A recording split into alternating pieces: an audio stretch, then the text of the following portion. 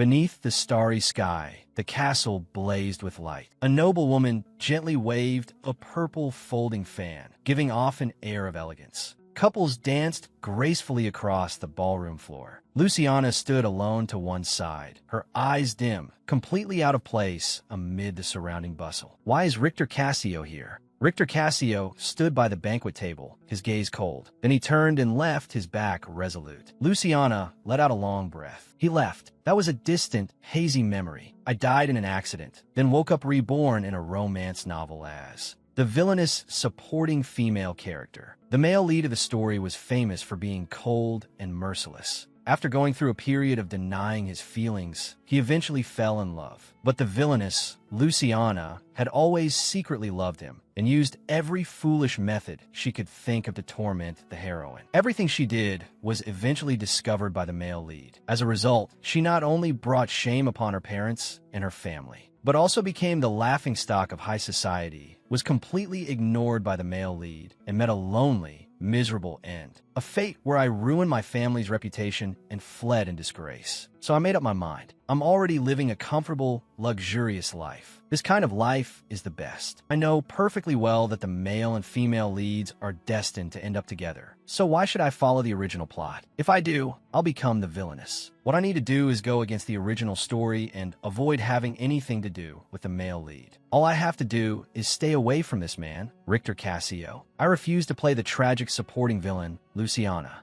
She looked around. He's already gone, right? I just need to survive to the end as the perfect background character. Maybe because this was my first time attending a royal ball, the grand spectacle left me somewhat overwhelmed. Something caught Luciana's eye, and she stopped. A cocktail. A lemon-colored cocktail sat quietly on a tray, glimmering softly. I'm an adult now. I can finally drink at a banquet. She reached out her hand, but I still don't know how much this body can handle. I'll think about that later. Richter Cassio appeared, drawing gasps from the crowd. Oh my, it's Duke Cassio. What wind blew you here? I never expected to see you here. This feels like a dream. You shine even from distance. A servant quietly poured a potion into a glass of wine. A pink-haired woman looked at him expectantly. I was wondering whether you had found a dance partner tonight. Richter Cassio turned around, his voice frigid. Forgive me, but I must decline. I have other business tonight. He picked up a glass and strode past. Behind him, the women whispered among themselves. Just as the rumors said, cold and heartless. Richter walked alone onto the balcony and tipped back the entire glass. His expression tightened. This tastes strange. A scream cut through the night sky. This is amazing. Alcohol really is the best thing ever. Luciana's cheeks were flushed as she closed her eyes in bliss. I can't believe I can be this happy. Why didn't I become an adult sooner? Her body swayed and she nearly fell. The alcohol hit her hard. Luciana's body went limp and she dropped heavily to her knees. My legs hurt so much. I can't move them at all. What do I do? Wait, could it be that I've always been a mermaid? Her eyes were unfocused. A mermaid? I can't believe it. I've been hiding such a secret all this time. Then, sir, could you help me return to the sea? Richter looked stunned. She's delirious. I should get her up and out of here first. He held out his hand. Can you stand? You seem to have hit your head pretty hard. Luciana slowly opened her eyes. Who is this man? He looks kind of familiar. Sunlight streamed through the windows into a luxurious room. Luciana lay on the bed, aching all over. Why does my whole body hurt? She jolted awake. Her palm touched warm skin, a man's chest. What? A man? And he's not wearing any clothes. Luciana was in his arms, her whole body stiff. Why am I with Richter? Luciana suddenly sat up with a scream, only to be shoved aside by Richter. She fell hard at the edge of the bed. Isn't that a bit much? How could you just throw me down like that? Richter's voice was icy. Tell me immediately. What did you do? He quickly pulled the blanket over himself. What drug did you give me? If you don't want to be interrogated, you'd better answer honestly. Depending on your answer, you'll be held responsible. Luciana pointed at herself. I'm the one who has to take responsibility? You mean I drugged you? I'm the one who wants to cry. My first night with a man, and of all people, Richter. To be precise, this was just an accident. No one is really at fault, right? I'm just as shocked as you are. I don't know how this happened either. Let's just pretend nothing happened last night and go our separate ways. Richter's face darkened. That's impossible. Pretending it never happened is impossible because of what happened last night. He lifted Luciana's hand. A crimson mark had appeared on her wrist, an indelible brand. You and I have both been marked. Luciana repeated softly, a mark? Her eyes were full of confusion. Richter replied, yes, a mark. The symbol on your wrist is proof. Luciana immediately looked down at her wrist. A vivid red pattern stood out there. The same mark appeared on me as well. How could I end up tied to Richter in this way? Luciana forced a smile. Impossible. You're joking, right? It was just a drunken one-night mistake. How could that leave a mark? Richter's expression was grave. The only condition for leaving a mark is physical intimacy. Luciana's face instantly turned scarlet. If what Richter says is true, if we really have been marked, then ordinary humans shouldn't be capable of this, right? I'm human, but Richter, what exactly is his true identity? Richter's red eyes saw through her thoughts. Just as you suspect, you must be wondering what I am. I'm not an ordinary human. The Cassio family has wolf blood running through it for generations. A giant wolf howled beneath the moon. Descendants born of unions between werewolves and human women. That is the origin of the Cassio bloodline. A bloodline born in the dark, burdened ever since with both a curse and glory. Luciana froze in shock. There was nothing like this in the original novel. Richter spoke calmly. The inherited wolf bloodline forms a mark with the one and only partner destined for life. And that person will be loved by us until the end of our lives. Do you understand now what kind of situation we're in? Luciana parted her lips. Then, Your Grace. Richter suddenly grabbed her chin. Enough. If you dare speak of what you heard today, I'll kill you. He leaned close to her ear, his breath cold. Neither you nor your family will get away unharmed. Luciana trembled all over. I understand completely. She hurriedly pushed him away, her palm pressing against his solid chest. I swear I won't tell anyone. Richter's expression softened slightly. There's a New Year's ball tonight. We'll talk there. Luciana sat in the carriage. Sunlight fell over her, but it couldn't dispel the dread in her heart. What am I supposed to do now? Why did this werewolf setting suddenly appear? I clearly read the novel all the way to the end. There was never any such setting. Wait, before I died, I remember the author saying on social media that there would be a shocking extra story. Could this be that unreleased storyline? It feels like a post-credits scene in a movie. So Richter was never originally human at all. Then all those romantic lines he said in the original. I swear I will love only you forever. My soul already belongs to you. Deborah, you are my one and only love. So those were all foreshadowing. Wait, my one and only love. I will love you forever. My soul belongs to you. Luciana spat out her popcorn in horror. That means those words are directed at me now.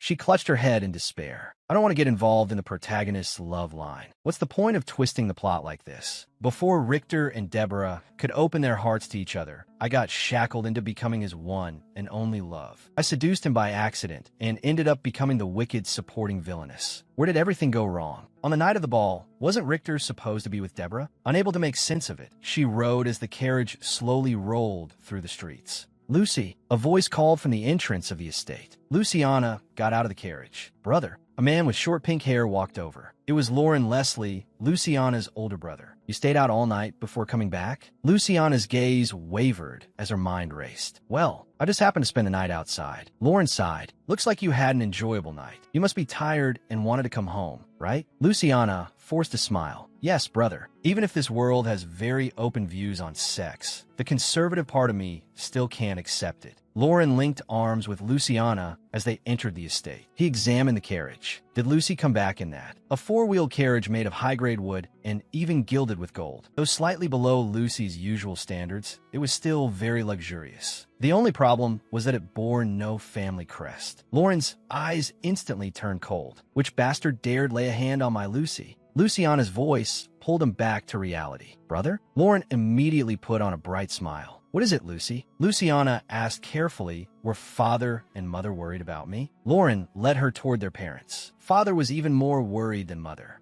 Luciana nodded. I understand. I need to go greet them right away. Lauren looked at his sister gently. You're so kind. Let's go together. Meanwhile, at the Cassio ducal residence, Richter stood before the window with his arms crossed, his expression severe. He suddenly widened his eyes. What is this? He picked up a brooch from the floor, a design of a snake entwined with a rose. Did the Leslie family's daughter leave this behind? She was the only woman who had entered this bedroom. But nothing about what happened today makes sense. I was drunk, yet I brought a woman into my room. Someone had to be behind this. No matter who that damned rat is. A knock sounded at the door. Your Grace, it's Godwin. Richter said, come in. The butler, Godwin, entered. The guest has been safely escorted back to her residence. Yes, Your Grace. Did you truly form a mark with Miss Leslie? Richter's gaze was steady. Yes. Godwin's expression turned troubled. But Your Grace, there was worry in his voice. It's winter. You didn't tell Miss Leslie, did you? Every winter, you enter your rut. Richter's eyes remained calm. It doesn't matter. We'll meet again at the ball anyway. Luciana leaned against the railing. Finally, it's quiet. I can breathe for a moment. A few hours earlier, Lauren and her father had both shouted, "We're going to another ball again?" Everything had been chaos from the moment the preparations began. Her mother had smiled and said, "Lucy, just ignore them and go have fun." Luciana reflected, "I only came because of Mother. I'm not a child anymore. They're being too dramatic." Richter's voice interrupted her thoughts. "Miss Leslie, you're outside." Luciana turned around. "Duke Cassio, you came." Richter handed her a box. "This is for you." Luciana opened the box. "Is this a magic tool?" Richter said, "Try channeling magic into it." Luciana held it in both hands. Like this? A pink light burst from her hands and enveloped her whole body. Richter explained, "Soon, the magic stone will start glowing. When it glows, it means I've summoned you." He flushed faintly, his gaze deepening. "That will also mean my rut has begun." Luciana's golden eyes widened slightly. "Rut?" Her cheeks instantly burned red. "What? You mean like in the animal kingdom?" Richter's voice was low and steady. "Once you receive the signal, use the magic tool to come to my bedroom, just like you did just now. Once you pour in magic, the teleportation will activate automatically." Luciana cried out, "Wait, the bedroom?" She clasped her hands tightly to her chest, her voice trembling. "You mean I have to?" She struggled to find the right words. "Sleep with you?" Richter bent closer, his breath brushing her cheek. "Yes, just like last night. We have to spend another night together." Luciana stepped back. "Isn't there any way to remove the mark completely?" Richter's gaze was terrifyingly intense. "Unless one of us dies." Luciana's mind went blank. "Then what about research? Research on the mark?" Richter said, "Every experiment has failed." Luciana looked desperate. "There really isn't any other way? If the research was simply abandoned, then can I continue it myself?" Richter turned his head. "Can you?" Luciana straightened her back. "I graduated from the Magic Academy with a degree in magical craftsmanship. If you could show me the research logs." Richter's eyes narrowed. "Those records are among my family's highest secrets." Luciana clasped her hands together. "Please." Richter was silent for a moment. "If it might help the research." "Very well. There is a mobile structure in Lorwell. We can exchange information there in secret." Luciana's thoughts raced. "But what if I don't find a solution before your rut begins? If I don't appear then, what will happen?" Richter fell silent for a moment. "Perhaps I can endure for a day or two.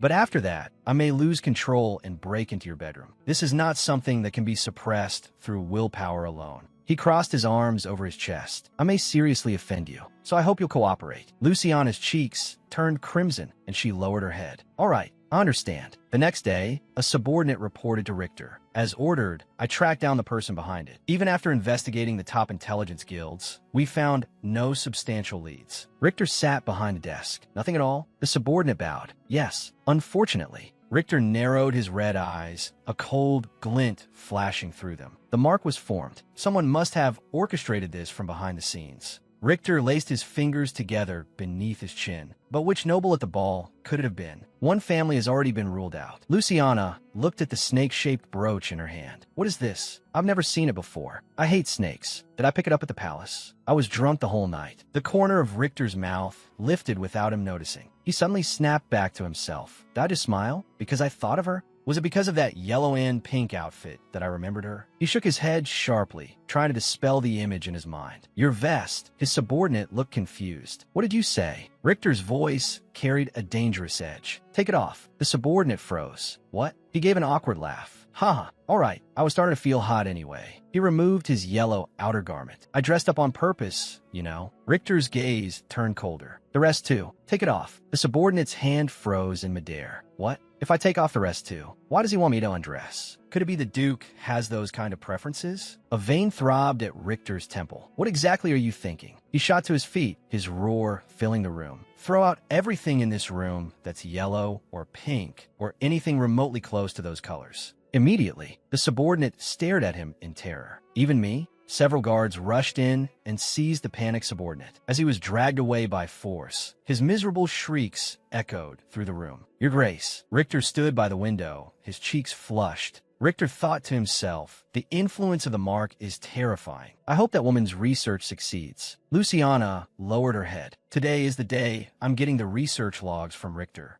How can I ask Mary without sounding suspicious? She made up her mind. I'll just try it. Step 1. Call Mary. Luciana called out loudly, Mary. Mary arrived immediately. Yes, my lady. Did you call for me? Step 2. Issue the order quickly. Luciana handed Mary a prepared handkerchief and note. Go to the address written on this note. Tell them your name is Lillian, then give them this handkerchief. Mary accepted the items. Luciana waved her off. Thank you, Mary. I'm off. Step 3. Head straight for the laboratory. The plan succeeded. Mary stopped in her tracks. My lady, is this address really in Lordwell? It's neither a residential district nor a business district. It looks suspicious. And why am I using the alias Lillian? Who is Lillian? A strange place that was neither a shop nor a residence. Those questions were all expected. Luciana covered her face. Just as I thought, she's suspicious. Then she slapped her forehead. Whatever. Confidence is the best disguise. She straightened her back and adopted a calm posture. I'm preparing a new research project. That place specializes in rare, magical herbs you can't find on the market. Mary's eyes lit up instantly. Wow, that sounds so mysterious. Clenching her fists excitedly, she said, Don't worry, my lady. Leave it to me. Luciana smiled, though her heart was bleeding. Sorry, Mary. I lied to you. The hands of the clock moved slowly onward. Luciana stood by the window with her arms folded. She should be back soon. Mary came walking up carrying a wooden box. Luciana spoke first. Mary, thank you for your hard work. That must have been heavy to carry all the way here. Mary shook her head. My lady,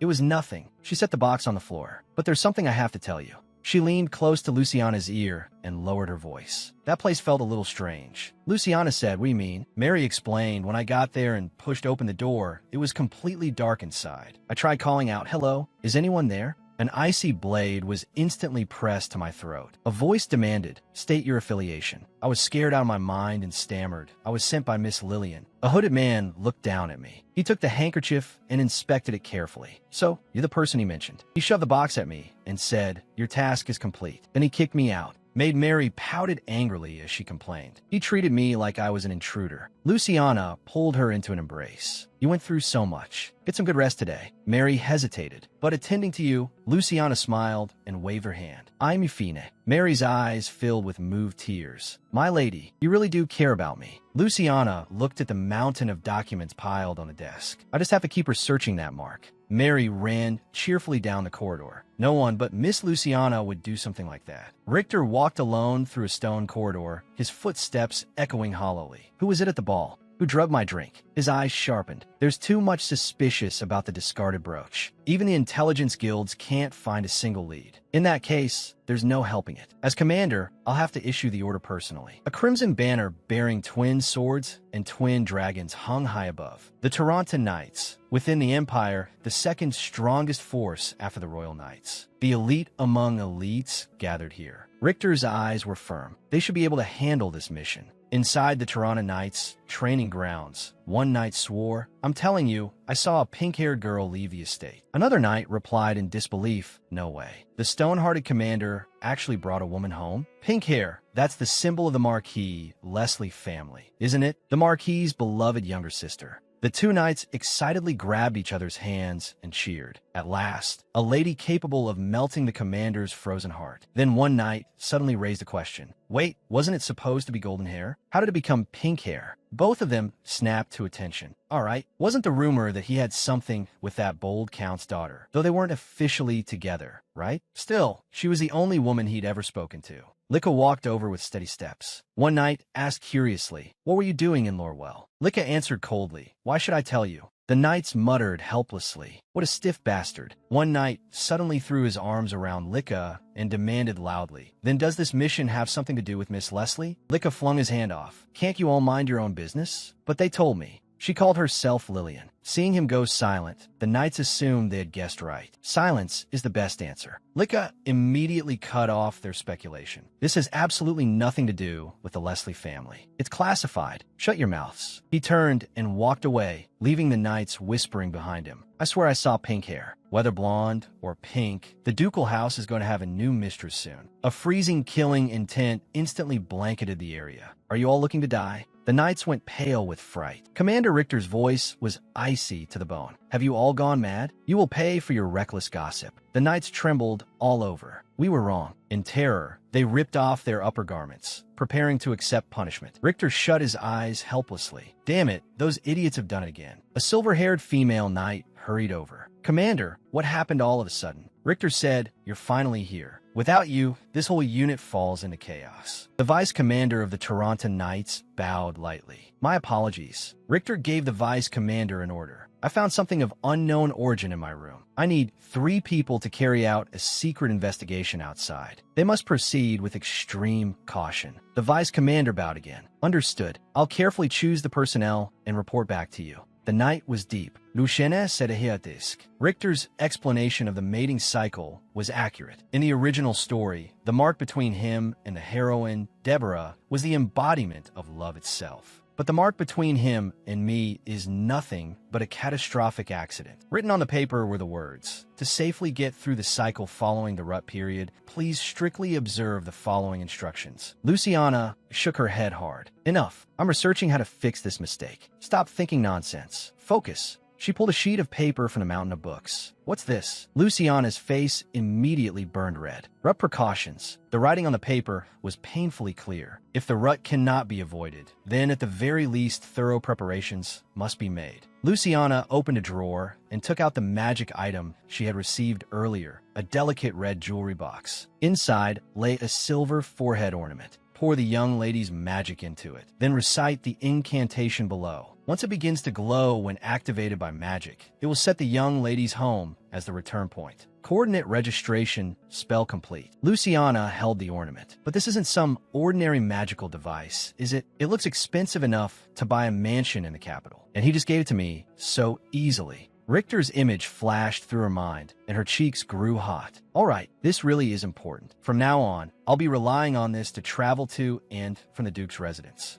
Meanwhile, Richter soaked in the bath, surrounded by steam. The intervals between thoughts of that young lady are getting shorter and shorter. He raised a hand to his forehead, his gaze deep. It's hard to believe. I'm actually fantasizing about her. Looks like the rut really has gotten worse. Come to think of it, today is the day Lika returns. I wonder whether that woman brought any useful news. Morning sunlight filled the room. Luciana spoke to Mary. I'll have to trouble you again today. She pointed to a wooden box. Could you deliver this to Lord Well for me? Mary immediately answered, of course. Luciana handed her a white jewelry box as well. Take this too. Inside was a pair of glittering emerald earrings. This is a small personal gift from me. Mary's eyes lit up at once. She covered her mouth in delight. For me? Luciana smiled and explained, this isn't because you've been running errands for me. Mary was overwhelmed. May I really accept something this valuable? Luciana closed her eyes, her smile gentle. Think of it as what I hope for you this year. Mary suddenly remembered something. Today is Master Lauren's day of departure, isn't it? You won't see him for a whole year. You must be very sad.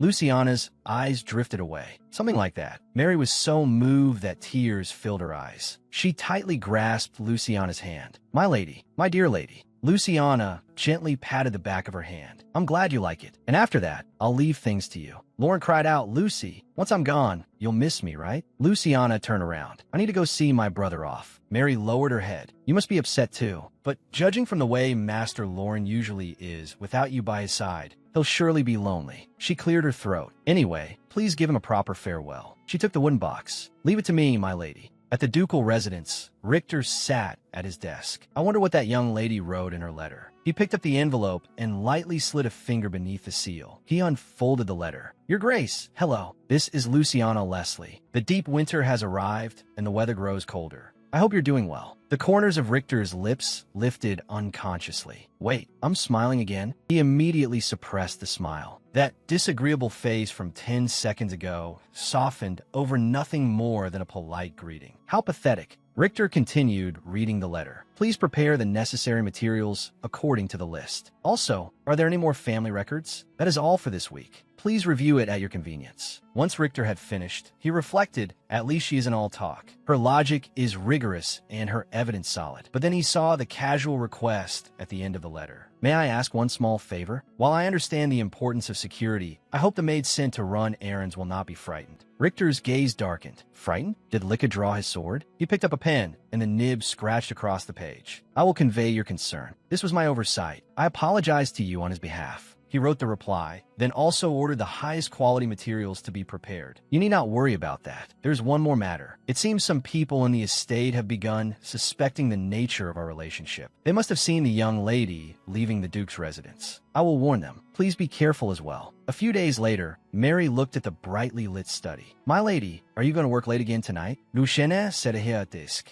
Mary knocked anxiously. Are you all right? You haven't responded, so I was worried. Please open the door, my lady. Luciana jolted awake. Oh no, I fell asleep without even realizing it. She called toward the door. Mary, you're the one who hasn't gone to sleep yet, are you? Go rest. Mary's voice came from outside the door. All right, please don't overwork yourself. Luciana yawned. This isn't the time to rest. She forced herself upright. I still have work left. There's still so much. Her eyelids grew heavier and heavier. There's still so much to do. In the end, she couldn't resist the drowsiness and fell fast asleep. Who knew how much time passed before Luciana suddenly opened her eyes? When did I fall asleep? She found herself lying in a soft bed. Wait, this is a bed. Who moved me here? A hand slowly drew back the curtain. Richter stood by the window, bare from the waist up, his muscles sharply defined. Luciana stared at him in shock. Lichta, has his rut started? He doesn't look like he's in his right mind. Luciana tried to struggle, but her body wouldn't move. Her legs had no strength either. Richter bent down over her. Luciana squeezed her eyes shut. Clenching her teeth, she muttered, "Stay away from me." Then she jerked awake and found herself still slumped over the desk. It was a dream. Thank goodness. She let out a long breath and wiped the cold sweat from her forehead with the back of her hand. Then a searing pain struck her wrist. Luciana looked at the mark on her wrist. It was pulsing. Her pupils contracted sharply. Don't tell me. Her gaze fell on the glowing, magical device. Luciana's eyes went blank. Has his rut already started? Luciana grabbed her head, her face twisted with fear. I absolutely can't spend the night with a man who's lost his mind. Just thinking about it is terrifying. A stab of pain shot through her wrist. The red mark burned hot. Luciana grimaced. Is it because of the rut? My mark hurts too. It's worse than ever before.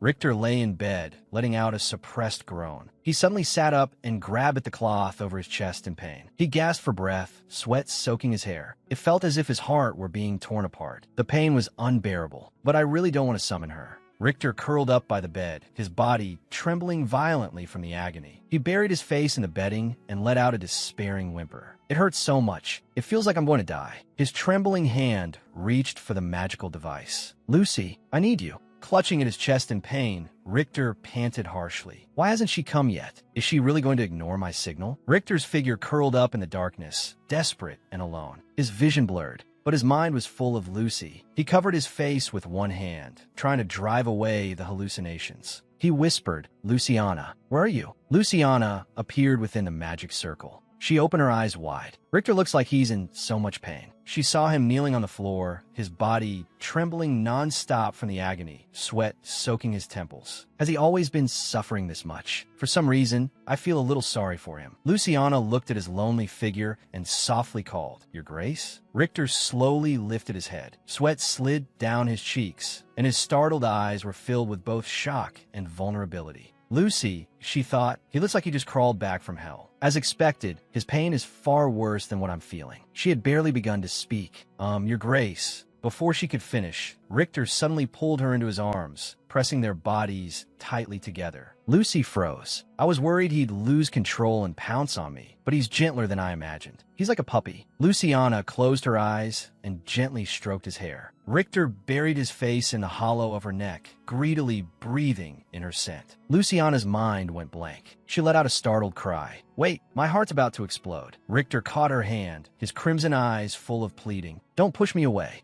Lucy's eyes widened. So even the Duke can make such a vulnerable expression. Richter gazed at her and lightly kissed the back of her hand. In a soft voice, he called her Lucy. Luciana's smile froze on her face. That's a nickname only family uses for me. Her cheeks reddened. Why is Richter's gaze so heated? Am I not allowed to call you that? He cupped her face in both hands and leaned in gently. Lucy thought in dismay. I was wrong. He can't be reasoned with at all. Her hand tightly gripped the magical device. The device is still in my hand. I can still... Richter snatched the device away. We don't need this anymore, do we? Luciana tried to struggle. Wait, but Richter gave her no chance. He lowered his head and kissed her, their lips meeting. The magical device fell to the floor with a clear clatter. Richter wrapped one arm around her waist and supported the back of her head with the other, deepening the kiss. Luciana struggled weakly, her body trembling from lack of air. Stop. Richter finally let her go. He was breathing hard. The corners of his eyes reddened. Your lipstick is smudged.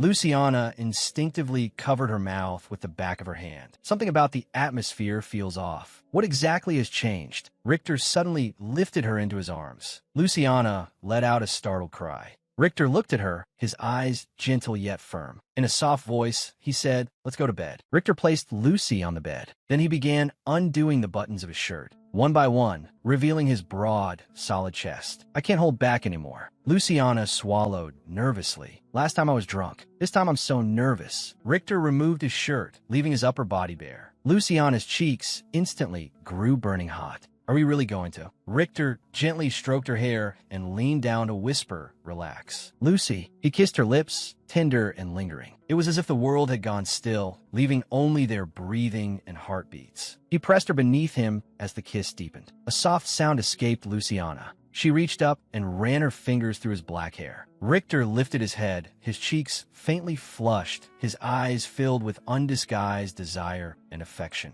The candlelight flickered. The bed curtains hung low. Richter's hand was interlaced with Luciana's. Morning sunlight poured over the magnificent castle. Birds chirped on the branches. Luciana slowly opened her eyes, and a cold ache ran through her body. So cold. It hurts. She looked at the sleeping Richter beside her. His handsome face was utterly peaceful now. Everything that happened last night felt like a dream. Luciana quietly studied the man beside her. No wonder he was the male lead of a novel. He really was handsome. There wasn't a trace of last night's madness in him. Luciana shook her head hard. Stop thinking about it. The more I think, the more confused I get. She lifted the blanket, trying to slip away quietly. I need to go back. But her body wouldn't move. Richter's lashes trembled slightly as he slowly opened his eyes. He was awake. Their eyes met, far too close together, so close they could feel each other's breath. Luciana let out a scream and tumbled heavily to the floor. She glared at Richter. The scene felt strangely familiar. Richter hurriedly put on his clothes. I'll have someone bring you a contraceptive. Drink it before you leave. Luciana sat up, looking at his back as he straightened his clothes. All right. He was deep in thought. His tone was so cold, so businesslike. If she thought about it carefully, this was how it should be. What happened last night hadn't been what either of them intended. They weren't in their right minds. The tenderness of last night wasn't Richter's true feelings. It was only a false appearance.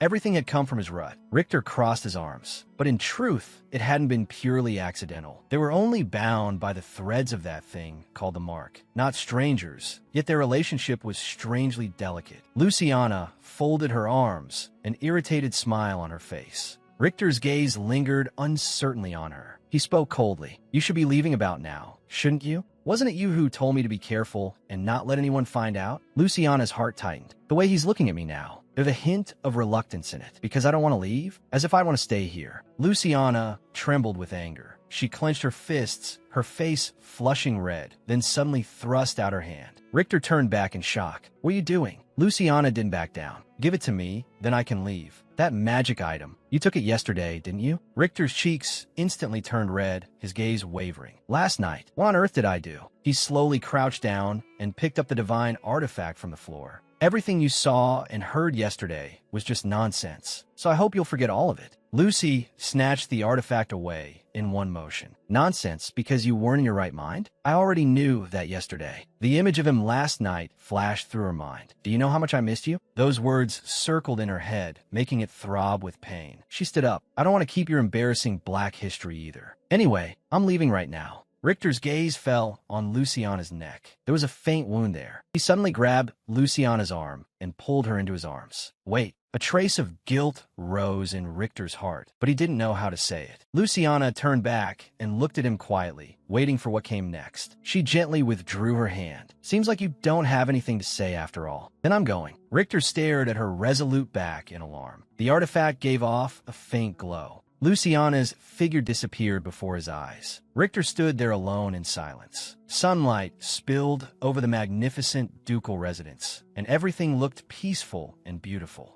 Luciana soaked in a bubble-filled bath, her fingertips lightly brushing her skin. Suddenly she wished she had some medicinal patches. Why are there so many marks on me? She gently rubbed her arm. There were even bite marks. Well, he is descended from werewolves after all. Luciana sank deeper into the water, the foam covering her cheeks. Those memories were far too vivid. I should have at least had a drink before leaving. All I can do now is hope time heals everything. When the door opened, Mary was standing there. My lady, breakfast was just delivered. Come eat it while it's warm. The golden cutlery sparkled in the sunlight, and the food was steaming hot. Luciana lifted a spoon and tasted it. It's delicious. Mary looked at her. My lady, you're eating with such an appetite. What happened? Concern showed on her face. You've been so busy lately and hardly eating at all. I've been worried. Luciana's face flushed red. I'm just especially hungry today. Mary dried her hair. You're too thin. You need to eat properly. Her hand suddenly paused. Wait, you seem a little feverish. Are you feeling unwell? Did you catch a chill last night? Luciana and Richter clung tightly to each other in last night's memory. Luciana stammered. Maybe I just overdid it a little. Her cheeks burned, her eyes darting away. It's really nothing serious. Mary's face instantly darkened. Even if it's not serious, you're still not feeling well. No, I'm getting a doctor right away.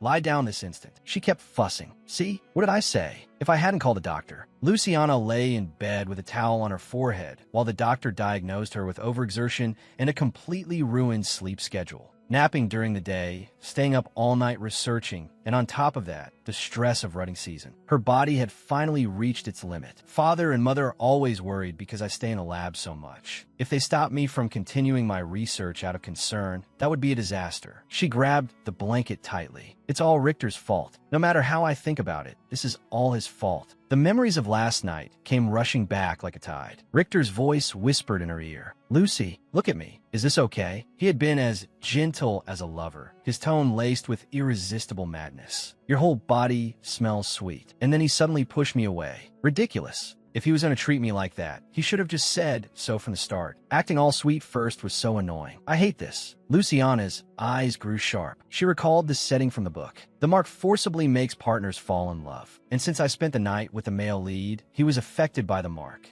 So everything he showed during rutting season was just a false illusion caused by the mark. Luciana lay on the bed, right? It's not completely impossible to understand. When Richter thinks back on it, it must be painful. He suddenly turned into a completely different person. Lucy wrinkled her nose. What's that smell? I'll just pretend I stepped in dog poop. Ignore him and move on. But honestly, it wasn't as if I was entirely unwilling. Her cheeks turned faintly pink, and a tiny ripple stirred in her heart. Then she abruptly sat up. A tiny ripple, my foot. Right now, I just feel like I got played. I refuse to be the only fool in this performance. Before the end of the year, I have to break this mark. 3 days later, Richter stood by the window. Sunlight streamed through the glass onto him. No matter how many times I replay it, that day, I didn't send her off like a proper gentleman. His back looked somewhat lonely. So that's how it happened. Then why not go apologize to her immediately? A voice came from behind him. Go find her, then tell her you're sorry. Richter demanded in alarm. Who are you? A voice whispered in his mind. I am your instinct. You're still worried about that lady, so go apologize. Another voice countered. Don't be fooled by that instinct that's trying to lure you. But your mate was hurt, wasn't she? What if your mate hates you forever because of this? Countless black hands stretched out from the shadows, tearing at him. Richter roared, quiet. He gripped his hair with both hands. To be hated by her forever. Absolutely not. Just the thought of it is enough to drive me insane. I don't want to think about that lady anymore. Richter clenched his fists so tightly his knuckles turned white. I have to go somewhere she won't appear. He made up his mind to leave this place for now. The carriage sped down a country road, its wheels creaking noisily. Richter lifted the curtain and looked out the window. The coachman called out, Your Grace. We've arrived. A grand estate came into view. The carriage stopped before the fountain square. This was Leslie Estate. Great. I ended up coming after all. Richter stood before the open gates. I came here without even thinking. What am I supposed to do now? His gaze passed over the entrance and landed on a familiar back. Pink hair flowed in the sunlight. Luciana? Richter stepped forward. The woman tilted her head slightly. What? Isn't that Duke Cassio? Richter froze on the spot. Great. It wasn't Miss Leslie. It was the Marchioness. The woman said, I didn't expect to see Duke Cassio here. Richter awkwardly raised a hand in greeting. It's been a while. He thought, she must find it strange that I'm here. The woman replied, indeed. This is our first meeting since the Crown Prince's birthday banquet last year. But Duke Cassio and I, are we even close enough to exchange private greetings? Aside from that formal occasion, we practically had no contact. I thought he was someone who disliked socializing. I have no idea why he's at our estate. How odd. The woman asked, what brings you here? Richter's mind raced. My carriage happened to break down here. While I was waiting, I saw how beautiful the garden was. The woman nodded in understanding. Oh, if you need help, we can assist you. Richter quickly waved it off. No need. It should be repaired soon. He looked toward the coachman. It'll be fixed soon, won't it? A murderous glint flashed in his eyes. Answer me. The coachman was scared out of his wits. Why, yes, it'll be fixed soon. Richter forced a smile. They say it'll be repaired soon. The woman's gaze sharpened. Right? When he said Lou earlier, was he trying to call me Lucy? Impossible. This is Duke Cassio we're talking about, the notoriously unapproachable one. Richter turned away. Then I'll be on my way. Why on earth did I come here? Richter asked his attendant, is today's schedule over? The attendant replied respectfully, yes, your grace. Richter gave an order. Return to the estate now. The attendant bowed. Understood. I'll have the carriage prepared at once. Richter overheard two ladies talking. This is the first time Miss Leslie has invited me. Really? What kind of party did she invite you to? Richter Frotze. Luciana, is she holding a party? The green-haired woman continued. I was invited to her birthday party. Richter's pupils contracted sharply. Today is Luciana's birthday? The other lady excitedly asked, I'm so jealous. When is the party? The green-haired woman answered, today. The last thread of Richter's reason snapped. He slammed his fist into the wall. Great. The attendant jumped at the force of it. Your Grace. He stared in horror at the cracked wall. What in the world is wrong with him? A plump shopkeeper came running out. What happened here? He threw himself at the broken wall, crying, my poor baby. It took me 20 years of savings to buy this place. He looked at Richter's clothes. Judging by the way he's dressed, he's a noble. He punched straight through a wall with his bare hand. Looks like I've offended a lunatic. The attendant sighed. Oh, what a mess. He spoke politely. I apologize for this. He handed over a calling card. This was our fault. Please charge the repair costs here. We will pay in full. The shopkeeper was stunned. The Cassio ducal family? The attendant continued. Also, I would be most grateful if you could keep this matter confidential. Richter finally spoke, his voice icy. I apologize. As compensation, I will pay twice the estimated cost. We will also cover any business losses incurred during the repair period. The shopkeeper's eyes lit up instantly. Wow. This was an opportunity. He bowed deeply, stumbling over his words. Thank you, Your Grace. The attendant added, then we will await your contact. The attendant turned to Richter. Your Grace, why did you suddenly smash the wall? You've been acting a little strange today. There are no urgent documents to process today. You should rest when we get back. Richter suddenly stopped walking. The attendant looked at him in confusion. What is it? Where are you going? Your Grace, what is it now? He looked downward. A large pink diamond came into view. Various guesses flashed through the attendant's mind. This can't be for a woman. He must have developed an interest in collecting jewels. For His Grace, a hobby like that will be quite constructive. He said, the quality is certainly worth purchasing. And isn't this shop run by a master craftsman? Richter asked curiously, is he a famous jeweler? The attendant explained, yes. He's been very popular among noble women lately. They say wearing his jewelry makes you feel completely transformed. Richter mused to himself. A pink diamond. Her hair. He abruptly turned away. The carriage should be waiting. The attendant looked at him in surprise. You're leaving? Richter didn't even turn back. That kind of jewelry is useless. The attendant looked utterly puzzled. He was staring at it so intently. Rain poured down in sheets, lightning tearing across the night sky. The jeweler was getting ready to close. It's so late, and this storm is terrifying. I need to close up and get home fast. He had just hung up the close sign when there came a knock at the door. The shopkeeper cried out in fright. There's someone outside? At this hour? In the rain? No one would come to buy jewelry now. A cloaked figure stood at the door. Terrified, the shopkeeper nearly lost his soul. A robber, please spare my life. Richter pulled down his hood. In a low voice he asked, do you still have it? The shopkeeper was still shaken. There was a hint of warmth in Richter's voice. Can I get it now? That pink diamond. The shopkeeper stared at him in shock. Duke Cassio, you come to buy the pink diamond? He quickly recovered himself. After all, this was a customer. Please come in. He greeted him enthusiastically. Just a moment, please.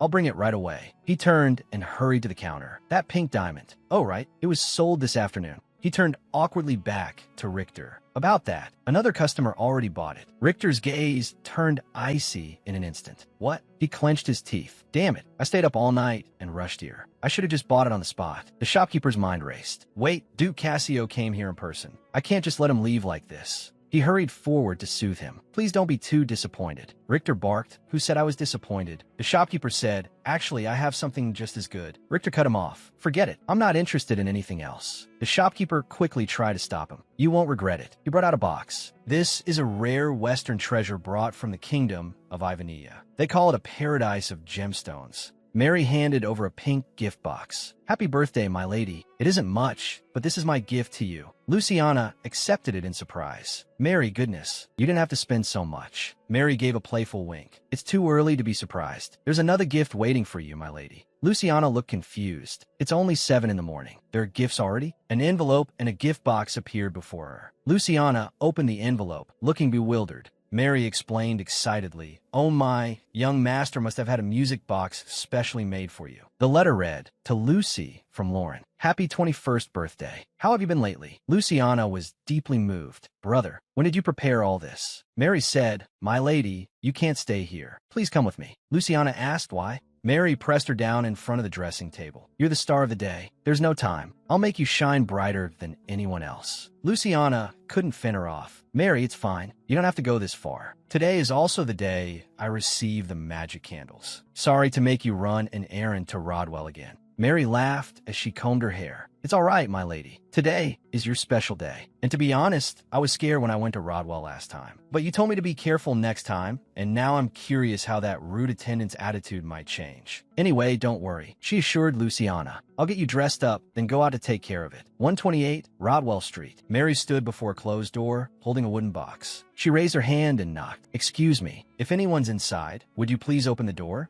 The door flew open. Mary shrieked and instinctively shrank back. She stepped backward to the side. Why am I scared again? I clearly told myself I'd be confident today. He spoke first. Sorry. As you can see, we're shorthanded. He thought. She knows I deliberately made her open the box. Last time, what she got was an empty one. Did Miss Leslie's warning really work? She looked at Rick. He was definitely more polite than last time. As expected, my lady is the best. Mary held out the wooden box. Here, it's the same box as last time. But just then, Rick took the box and turned as if to leave. Mary asked with a smile, aren't you going to inspect the handkerchief this time? Rick's expression froze. He shut his eyes in annoyance. If only I hadn't made that mistake. Holding the box, his cheeks grew faintly warm with shame. We strengthened security. Who knew it would cause this much trouble? Mary said, you're not going to answer me? Rick suddenly snapped back to himself. That's exactly it. Mary feigned surprise. Oh my. She exaggeratedly stepped back. Don't tell me you're angry now. How scary. What if I faint? Rick bent closer, his gaze sharp. I already apologized for my rude behavior that day. He handed the wooden box to Mary. Mary accepted it with a smile. Of course, I ended up shrinking back again without even meaning to. Rick thought to himself, she'd probably get along well with those chatterboxes in a night order. Mary stood at the door. Now that I've got the item, I'll be going. See you next time. Rick, watch your back. Be careful on your way back. Ridiculous woman. Night fell, and under the starry sky, the mansion blazed with light. Luciana sat before the dressing table, surrounded by piles of gifts. The party ended smoothly. That's a relief. I should check the item Mary brought back from Rodwell. She looked at the wooden box in front of her. But no matter how I think about it, this delivery method is just too inefficient. She recalled the process. Mary leaves the estate, goes to Rodwell to pick it up, and then brings it back here. This troublesome method is the only reason my research has remained secret until now. But every exchange of research materials takes a full 2 weeks. And that rude man keeps showing up over and over. It's truly unpleasant. I'll bring you contraceptives, so make sure you take them. Luciana squeezed her eyes shut. Just thinking about rutting season makes me furious. She took a deep breath and calmed herself. Focus on the research. I have to complete it soon and sever this mark completely. She reached out and opened the wooden box.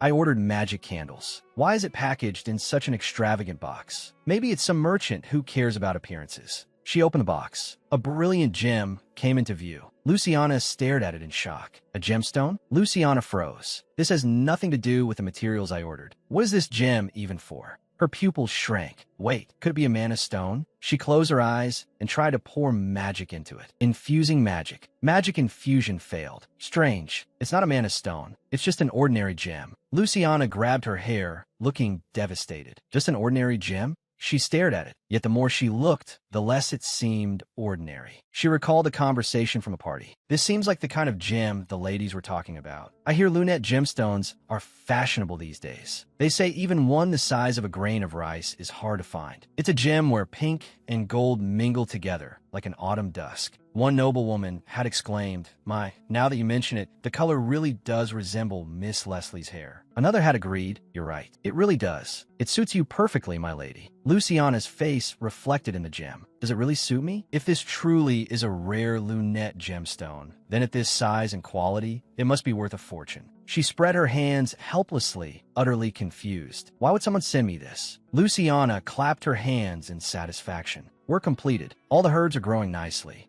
Honestly, is there some special occasion today? Is this supposed to be my birthday present? Mary handed her the jewelry box. It was sent by that gentleman. Luciana looked stunned, then immediately burst out, "Impossible. Richter doesn't even know my birthday. I don't know the details, but this has to be some kind of mistake." She closed the box. "I'll return it later." Her gaze shifted back to the work ahead. For now, I should focus on work, sorting the magical herbs. Instead of using such an inefficient method of communication, I should suggest another way. A flash of inspiration struck, and she abruptly opened her eyes. "I've got it." Luciana clasped her hands together. I thought a good way. Then her whole body shuddered and her expression twisted. Asking that myself? I'd rather die, but if it's to finish the research as quickly as possible. 1 week later, Rick walked slowly toward Richter carrying a wooden box. Richter strode over it once. "Is this from Rodwell?" Rick stiffened. "Why, yes, that's right." Richter took the wooden box. "Good work. You may go." Rick bowed. "Understood." He turned to leave, grumbling inwardly. That startled me. He wasn't waiting for me, was he? Richter opened the wooden box. Inside was a letter. He unfolded it. The handwriting was neat and elegant. "Greetings, Your Grace. I am Luciana, daughter of Marquis Leslie. I wish to propose a suggestion to you, and so I have left this letter. Until now, I have been communicating through the maid at Rodwell. But waiting for replies seems to take quite a long time." Richter thought, so she wants to speed up the research. Then what solution does she have? Richter continued reading. "Actually, I have an idea. Rather than exchanging letters, how about meeting directly, Your Grace? In your bedroom." Richter's copper-colored eyes widened abruptly. The tips of his ears instantly turned red. "If we use the divine artifact, we can secretly exchange items and save time as well. As long as Your Grace sends a signal, I can go to your bedroom to receive them. The artifact even has a return spell. Just like during that time in Rut." Richter covered his mouth with one hand and cleared his throat softly. "If you agree to my suggestion, send a signal as you did that night. Around 11 at night would be best, same as before." Richter sat quietly at his desk with the letter in hand. He tightened his grip on the page. But is that really all she wrote? He turned the letter over and over, reading it again. Why didn't she mention the gem at all? I put it in the most obvious spot. The moment she opened the box, she should have seen it. There was no way to miss it. If she received the package, then she definitely saw it. Richter folded his arms, his expression dark. How ridiculous. Why should I care whether she was moved by it or felt nothing at all? It has nothing to do with me. He stood up and paced across the room. The reason I bought that gem was simple. I couldn't sleep at all that night, so I bought it only to help me sleep. Rick approached. "Did you call for me, Commander?"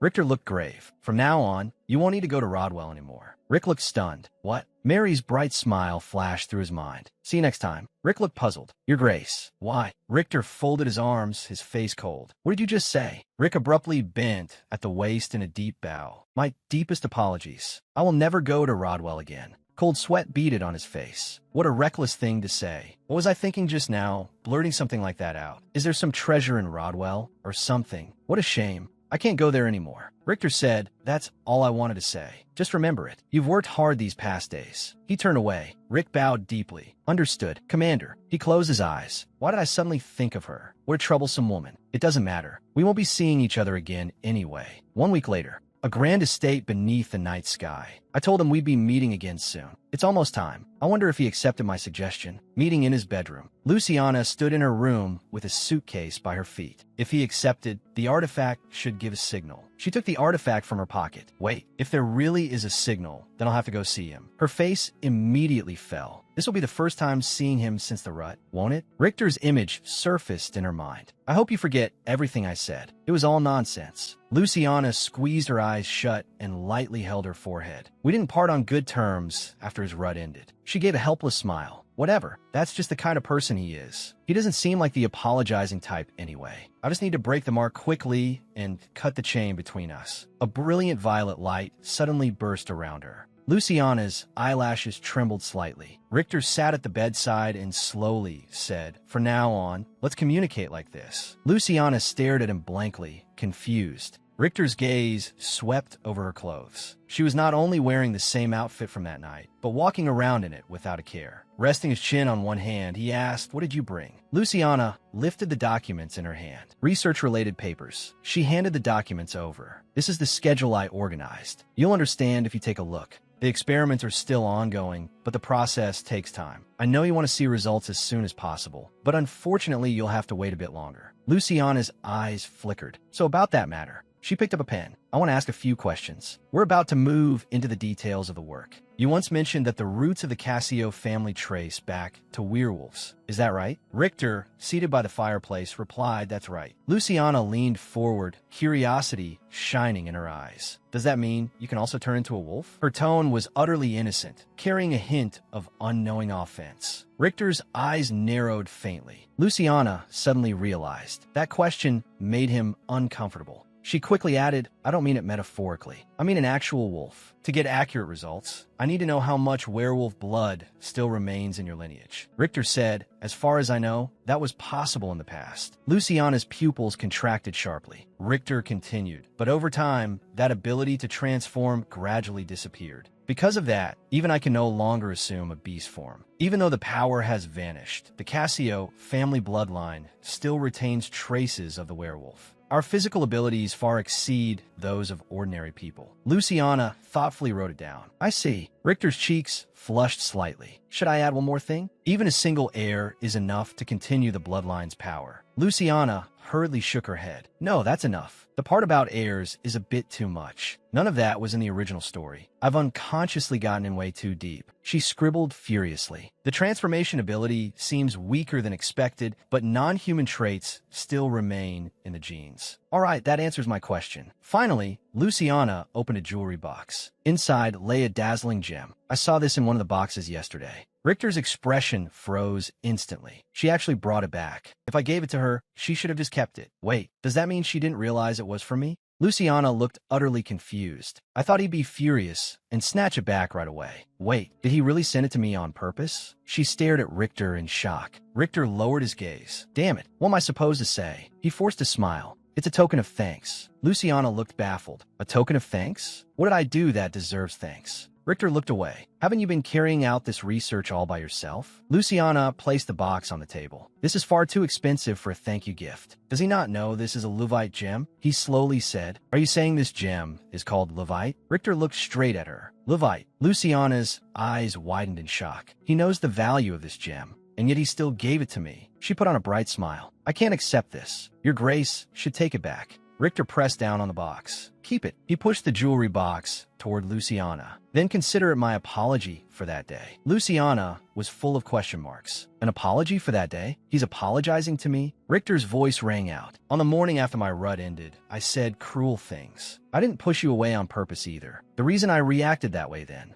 His body suddenly trembled. An ominous purple aura spread around him. Luciana looked at him quietly. Richter had suddenly become very strange. Her eyes filled with worry. Is he all right? Richter's consciousness sank into darkness. In his memories, his mother was a beautiful woman. A strange woman's voice said, It seems Duke Cassio dotes greatly on his wife. Yes, he even invited all the children. I want to go see her. Do you know where the Duchess is? Perhaps with the Duke. I hear she doesn't go out much. The young Richter saw his mother's figure through the window. I too once longed to be loved by a mother like that. A man's voice came. Then take care. His mother's smile instantly turned cold. Young Richter tugged at the hem of his mother's dress. Mother, who was that man? But my mother. She coldly turned away and shook off my hand. She was always distant with me. A gardener handed him a bouquet, smiling warmly. Young Duke, if you need anything, please come to me anytime. Richter accepted the flowers. All right, thank you. He carried the bouquet toward his mother's room. Mother had been staying in her bedroom lately. I hope she'll like them. His steps stopped at the door. The bouquet slipped from his hands and fell to the floor. His mother's voice was shrill and piercing. It's all because of you. That pattern is disgusting and terrifying. Letitia, it's dangerous. Put that down at once. His mother's gaze was icy. Her eyes fell on Richter. And that child who looks like you. He disgusts me too. Tears slid down. Richter stood there frozen. Why do you hate us so much? His mother shouted, you're disgusting. Like a monster. His father's voice echoed through the vast hall. Richter, it's time you knew. Our family has a secret. He pushed open a heavy door. The blood of wolves runs through the Cassio family line. Only then did I understand. So that's it. Mother thought of us half-bloods as monsters. If that's the case, am I destined to live alone too? Even if no one understands, even if I'm ignored, am I to spend my whole life begging for love? Time passed. As I grew older, Mother's health worsened by the day. Father's voice was full of desperate pleading. Letitia, don't die. Please don't leave me. Mother's face remained expressionless. That cursed bloodline. I hate it. It's disgusting and terrifying. Richter stood by the door. Even in the end, Mother refused to look at me. At last, a long-forgotten smile appeared on Mother's face. Demond, I miss you. Sunlight filtered through the leaves. She sat on the grass beside another man. With a smile still on her lips, Mother slowly closed her eyes. Father's hand trembled as he touched Mother's cold wrist. The mark disappeared. The mark disappearing means, Letitia, how could you leave me? Father howled in collapse. Even until the very end, the name on your lips was Demond. Why did it have to be him? 3 months passed, and Father still longed for Mother. He knelt on the floor, clutching her portrait. Richter looked at his father's grief-stricken back. Father, how long will you neglect your duties? His father roared, stop bothering me and get out. Richter fell silent. Father, how long will you drown yourself in thoughts of Mother? The calendar pages kept turning. Time passed in silence. Richter walked down the ornate corridor. Is he in Mother's room again today? He's probably drunk again. After being ignored for decades, he still couldn't forget Mother. He stopped before the door. Father, it's Richter. May I come in for a moment? What's this? A dreadful premonition. Could it be? Richter rushed in. His father lay on the bed, motionless. His pupils shrank. Father. Blood stained the corner of his mouth, and empty medicine bottles lay beside him. He was no longer breathing. Richter stood there in shock, staring at his father's cold corpse. Why would you make this choice? Was Mother really that impossible to forget? He covered his mouth with his hand, forcing back his shock. It's all because of this damned half-blood. This is how the mark ends. Even after sending Father off, the name Delmond continued to haunt me. Richter held the investigation report. In the end, I couldn't overcome that unease. So I commissioned an inquiry. To the anonymous client, this is the response he requested. Before her marriage, Letitia had a lover. The Duke fell in love with Letitia at first sight, but she firmly rejected his pursuit. However, the Duke forced a proposal by offering money in exchange, and Letitia's parents married her off to him. Richter stood before the gravestone. So that was the kind of pitiful mother she had been. There was one more line in the report. Regarding Diamond, whom you inquired about, he has been missing for 4 years. No further information can be provided. Something flickered in Richter's eyes. Father must have done something. And I, too, will meet a painful end because of the mark, just like Father did. If I really end up walking the same path as him. He suddenly turned around, his gaze resolute. To fall madly in love with someone, ruin another person's life, or crave a partner's attention. My life will never become that kind of tragedy. Luciana called out in alarm, Duke. He reached out a hand. Are you all right? Luciana looked at Richter's pale face. He looked utterly bloodless. He spoke softly. You don't have to force yourself to talk. It's all over now. Richter remained silent, only looking at her quietly. Then he suddenly leaned closer. Luciana's heart jolted. Richter picked up the box. I want you to have the diamond. He stared at Luciana. This is my way of expressing my gratitude. I hope you'll accept it. Luciana's cheeks grew hot. That scared me for a second. I thought he was going to kiss me. He gave an awkward smile. As an apology gift. This is far too expensive. The Duke's residence was quiet under the night sky. Luciana returned to her room. In the end, she had accepted it. He didn't look like he was going to take it back. I didn't really have a choice. But Richter just now, he seemed a little unsettled. She rested her chin on her hand, deep in thought. Why though? A hooded man was walking along the road. They found out I lost the badge. The hooded man hurried away in agitation. I'm out of options. He clenched his teeth. I can't stay here any longer. This can't be happening. It must be him. A figure leaped down. A scream tore through the night. The hooded man crashed heavily to the ground. A dagger had pierced his calf. A man in gray walked over slowly, running around like a little rat. You hid well this time. Mission failed. Damn it. The hooded man looked up in terror. What are you trying to do? I did exactly as I was told. I poured it precisely into the Duke's cup. The assailant snapped. Shut up. He raised the dagger. Who told you to act on your own? Your mission failed. In the end, you still let the Duke escape. The wounded man's pupil shrank. No, blood splattered. A smile spread across the killer's face beneath the hood. Looks like I'll have to set the stage again soon. Luciana sat on the sofa, so all I have to do today is sit here again, right? By the way, I have good news. Richter spoke calmly. What good news? Luciana handed him a note. We've confirmed the final base formula for the research. We can move on to the next stage now. Richter looked at the note, his eyes shifting slightly. These materials are different from the ones you asked for before. Luciana smiled as she explained, yes, because they're difficult to preserve, and there are a lot of materials this time, so it might be a bit troublesome. Richter didn't seem concerned. It's fine. My assistants will handle it. Luciana muttered inwardly. He just pays for it, that's all. But no matter what, the research couldn't continue without Richter. Then abruptly changing tone, she asked, excuse me, could I have a little of your hair? Richter Flotze, my hair. Luciana leaned in closer. About 5 or 6 strands should be enough. Her hand reached toward the top of Richter's head. Then I won't hold back. Her fingertips lightly caught a few strands of his black hair. Richter shut his eyes tightly, his cheeks flushing red. She's too close. It feels like it's going to kill me. Luciana looked at his tense expression. What's with that reaction? It's not like he's afraid of losing a few hairs. Richter endured it. Are you not done yet? Luciana quickly plucked a few strands. Done. She smiled. Did it hurt a little? She let out a sneeze without meaning to. Richter looked at her. She's pushing herself too hard for this research. What if she collapses from overwork? He spoke up. For the sake of your health, how about we slow the research down a bit? Luciana turned to him. Slow down the research. Her face was full of confusion. What on earth is he talking about now? She picked up the case. I'm grateful for your concern about my health, but shouldn't we break this mark as soon as possible? Only then can we each go on to live our own lives. Richter's eyes turned cold in an instant. Live our own lives? What do you mean by that? Luciana tensed. The atmosphere changed so suddenly. Did I say something wrong? His fated partner was the true heroine, and I was just the villainess. How could I possibly tell him that directly? So I can only hint at it. She tested the waters. For example, one day, you might meet your destined partner.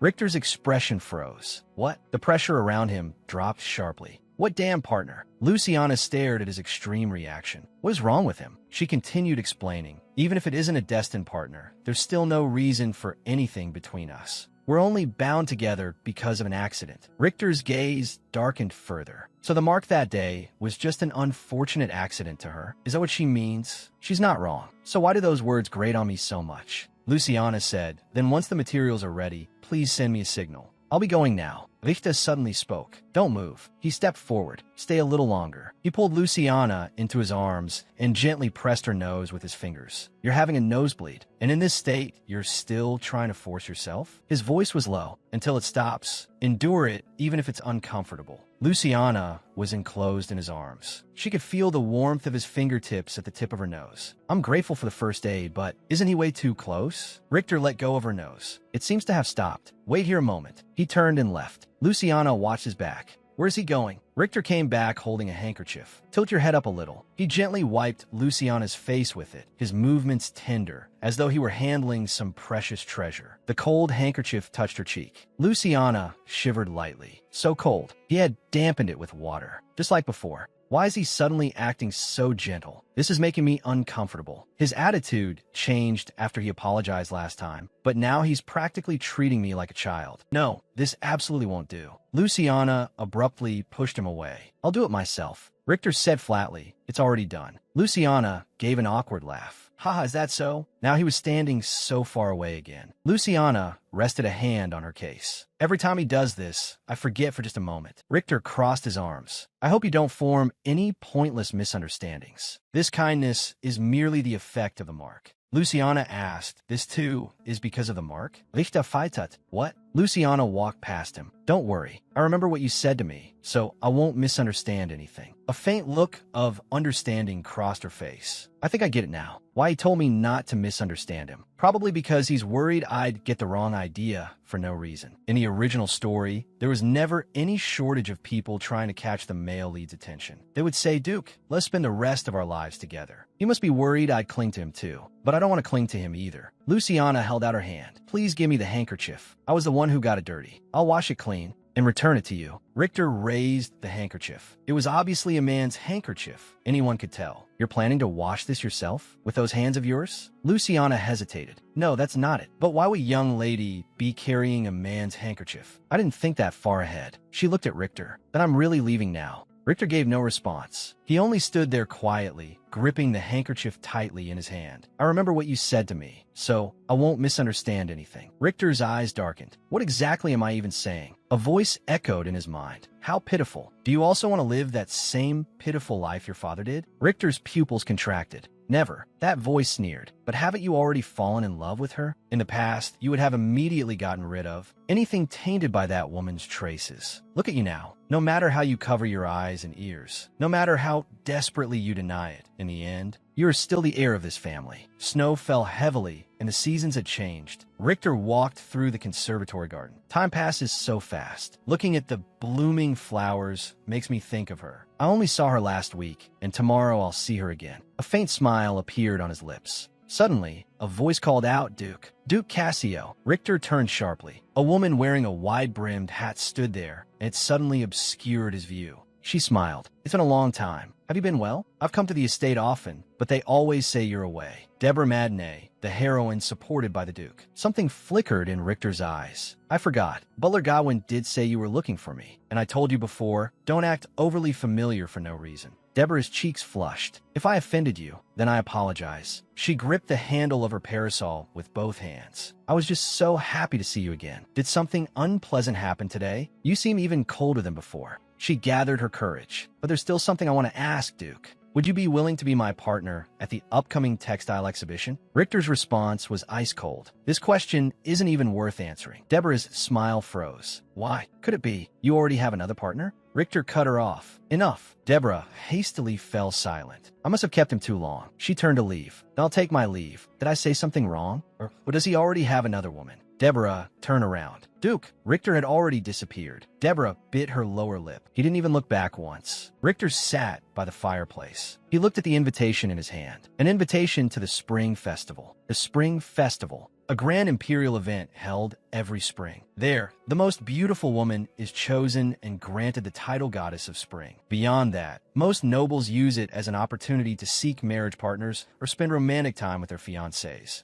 In short, the Spring Festival was the romantic event unmarried nobles looked forward to most, an invitation they eagerly awaited. The invitation bore the name Idris von Adelia. Starting this year, it would be hosted by Her Highness the Second Princess. Idris von Adelia, the Empire's second princess, a woman who never missed any cheap gossip. Seated on her ornate throne, she smiled with amusement. Duke Cassio, I've been hearing some rumors about you lately. They say you've changed. Is it true? Richter looked at the perfunctory note on the invitation. I believe these are your own words. She likes anything interesting, so she wants me to attend. He casually set the invitation aside. It's not as though I used to go before. Except for the first year, this year won't be any different. It has nothing to do with me. Richter stood up. In any case, that lady should be arriving soon. A voice rang out. Hello, Duke. Luciana stood in the room, a red box in her arms. I hope you've been well. He had never seen her dressed like this before. Have you been well too, my lady? Luciana handed over the box. Yes, I'm well. Richter reached out to take it. Let me carry that. Thank you. He bent slightly closer, and a soap scent unlike her usual one reached him.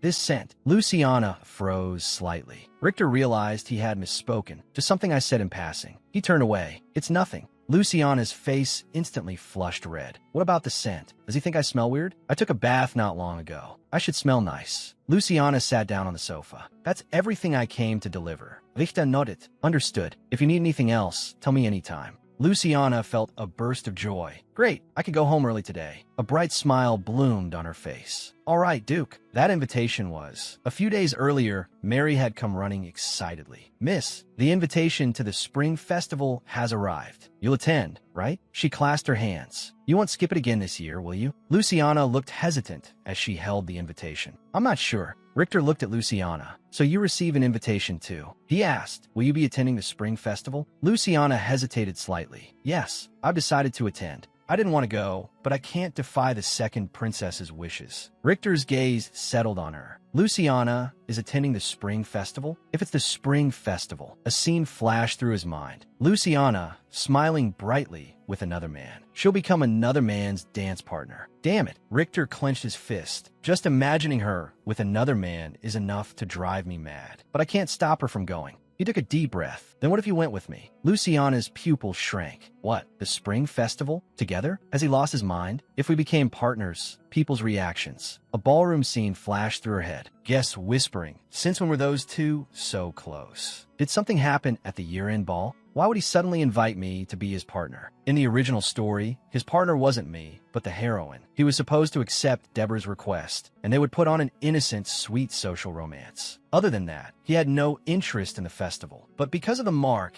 everything had become distorted. Ever since he wiped away my nosebleed, everything's gotten strange. Could inviting me as his partner also be because of the mark? Richter's cheeks reddened. Forget what I just said. I misspoke. Don't misunderstand. Luciana crossed her arms, displeased. He'd normally say something like that without hesitation. So why is he being so restrained today? Either way, I have to refuse. With a polite smile on her face, she said, I'm sorry, Duke, but as for the matter of a dance partner, Richter cut her off. Why not? Luciana explained calmly. To the public, the Duke and I are practically strangers. If we suddenly appear as dance partners, then all the careful distance we've maintained until now would be for nothing. Richter lowered his eyes. Damn it, I blurted that out like an idiot. Luciana continued. Even without that reason, I still have to refuse. Richter looked up at her. Why? A faint smile appeared on Luciana's face. Because I've already promised someone else I'd go with him. Richter's pupils shrank sharply. She already has a partner? With who? Luciana raised her head, looking nervous. I really don't understand him at all. Why is his expression so stiff? I'd better leave as soon as possible. She gave a slight bow. In any case, thank you for the offer, but I don't think I can attend with you.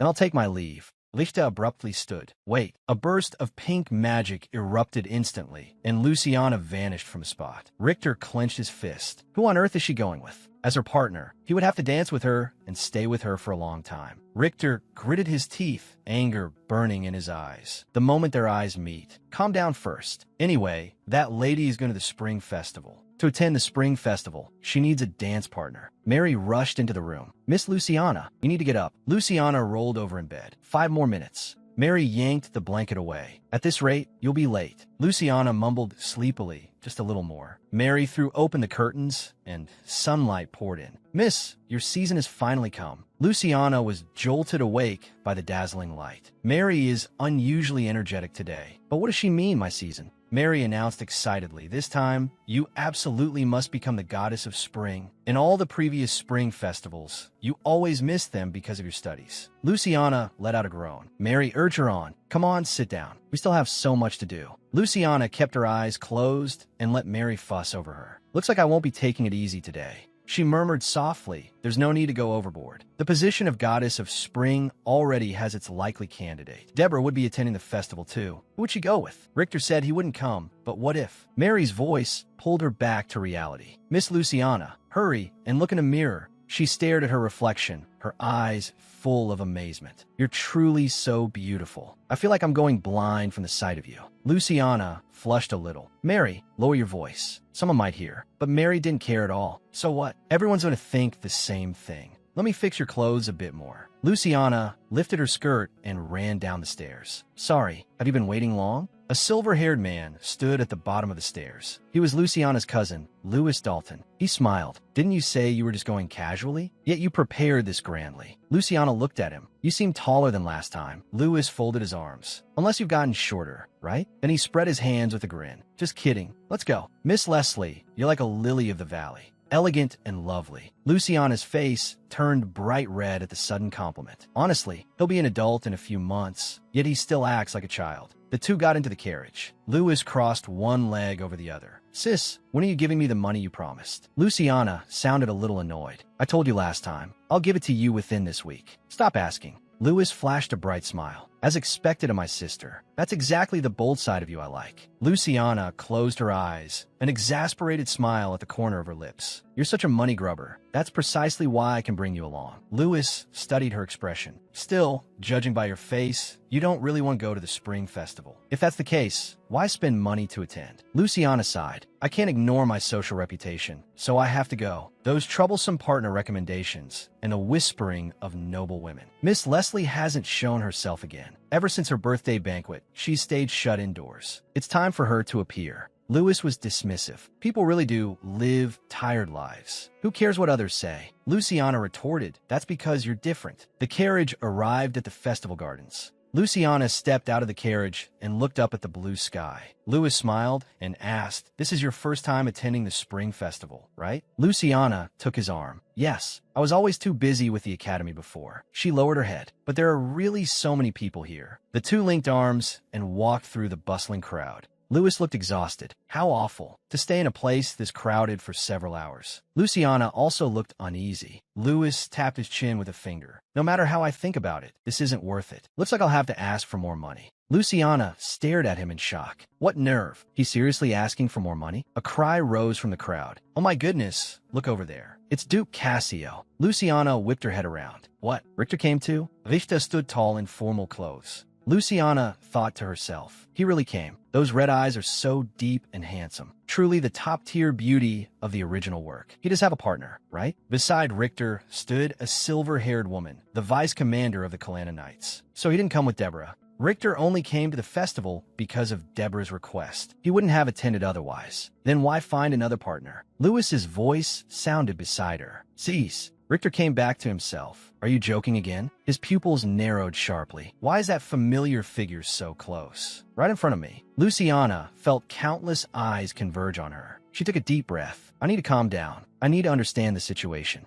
Richter stood there, and the crowd naturally parted around him. Luciana forced a perfect smile. Duke, it's an honor. I am Luciana, daughter of Marquis Leslie. Leslie. Louis Dalton stepped up beside her and gave a slight bow. Louis Dalton, second son of the Dalton family. Richter slowly said, Richter. Cassio. Luciana felt confused. What is going on? The Duke seems polite enough, but why? Louis felt an invisible pressure, like he could be punched away at any moment. Why me? Luciana's thoughts raced. Is he trying to use me as background scenery? Why is he making things so awkward? Expressionless, Richter said the Dalton family. Louis answered nervously, yes, Duke, I am Louis. Richter's gaze swept over him. The region famous for textile production. Louis nodded. Yes, especially for our high-quality silk. Wait, is he deliberately making things hard for me? Is this him urging me to produce results faster? Was I the one being slow all this time? Luciana smiled brightly. Thank you for the compliment. Louis looked baffled. Cease. Luciana placed a hand on her chest. The Dalton Counts family is also my father's family. Louis is my cousin. A light flashed through Richter's eyes. What? If her partner is her cousin, then all my earlier worries were pointless. So there's nothing between them. Luciana felt as if she were sitting on pins and needles. But why is Richter just standing there without moving? Is he smiling? The surrounding gazes all gathered toward them. Somebody please end this awkward scene already. Then Deborah cried out, Duke. She quickly walked over to Richter, smiling brightly. Have you been well? It's been so long.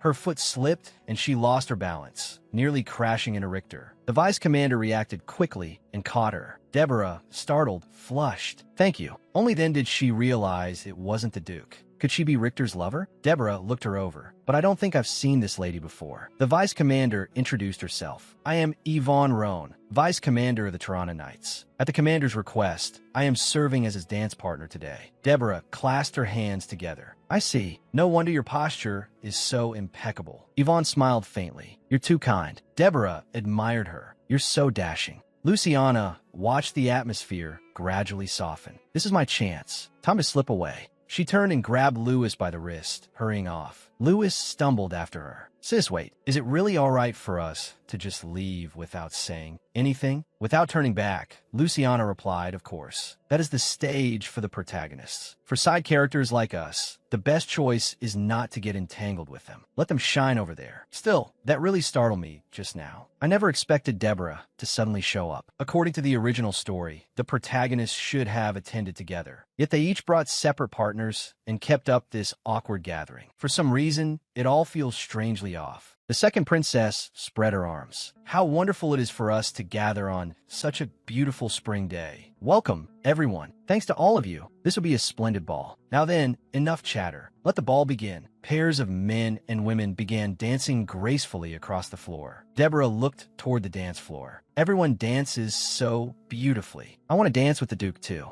Gathering her courage, she approached Richter. Duke, would you? Richter turned his face. His gaze was cold. Deborah's cheeks reddened. Looks like I'm talking to myself again. But why does the Duke look like he's in such a bad mood? Louis spoke quietly. Sis, about the Duke. Luciana leaned in to listen. Go on. Louis continued. At first, I thought he was interested in you. Luciana's smile froze instantly. What? What nonsense are you saying? That's ridiculous. Louis explained. He suddenly started asking me all sorts of questions, so I tried analyzing why. I don't know the exact reason, but the Duke seems very interested in our family, and not in a good way. Luciana looked stunned. What? Louis lowered his voice. I hope I'm overthinking it, but he's been staring at me with murderous eyes for a while now. Luciana suddenly turned around. Richter's gaze was fixed on them. He covered his mouth with one hand, his cheeks slightly flushed. Luciana stared at Richter in the distance. Anyone could see it clearly. What's wrong with him? He's been like that for a while now. He's being way too obvious. He can't possibly hate us for no reason, can he? Louis was sweating all over. Sis, don't you feel that stare? Luciana tried to reassure him. He doesn't look very gentle to begin with. Maybe that's just how he is. Louis nearly burst into tears. Was it because I greeted him too late? Or because I said something wrong? Luciana quickly shook her head. It's not because of you. A red-haired woman approached carrying a white cat. Everyone, it's been a while. The others exclaimed, Miss Haley. Oh my, you even brought a cat? Haley explained, Her Highness the Second Princess said we could bring cats, so I brought her.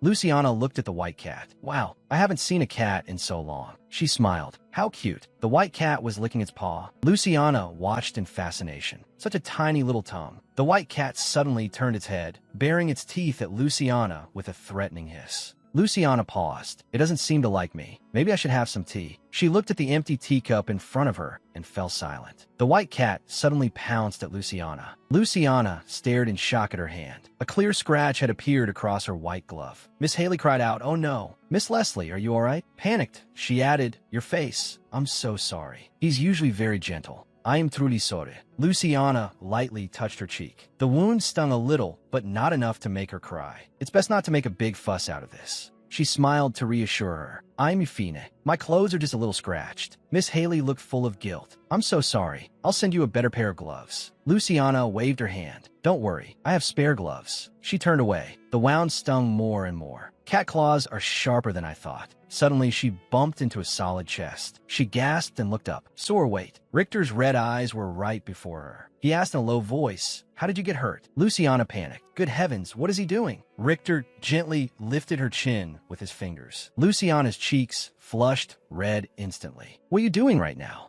If someone sees this, it'll be bad. I have to get away. Richter's gaze fell to her hand. Miss, your hand is hurt too. There was a trace of anger in his voice. Who did this? Luciana felt confused. He's making a fuss over such a small wound. Richter carefully examined the injury. Looks like a bee scratch. If you're not careful, it could scar. He gently stroked the back of her hand. Luciana's whole body stiffened. This is too strange. We're standing way too close right now. Richter suddenly came back to his senses and let go. That was a mistake. I'll be going now. He turned away. But make sure you put medicine on it. Luciana stood there alone. What was that? She strolled along the path. It seems Richter isn't here. If he's always going to be this unpredictable, then I'll just have to keep avoiding him. Since he isn't here, I can take a peaceful walk. A hand suddenly reached over and plucked a leaf from her hair. Excuse me. Luciana turned around. Long time no see, Lord Dimitri. Dimitri smiled lightly. I haven't seen you since the New Year's ball. He tightly held Luciana's hand. You haven't shown yourself at all. I thought you'd forgotten me. Luciana tried to pull away. You still remember me? Dimitri bent down and pressed a kiss to the back of her hand. How could I forget? The way you acted so secretively at the last ball. Luciana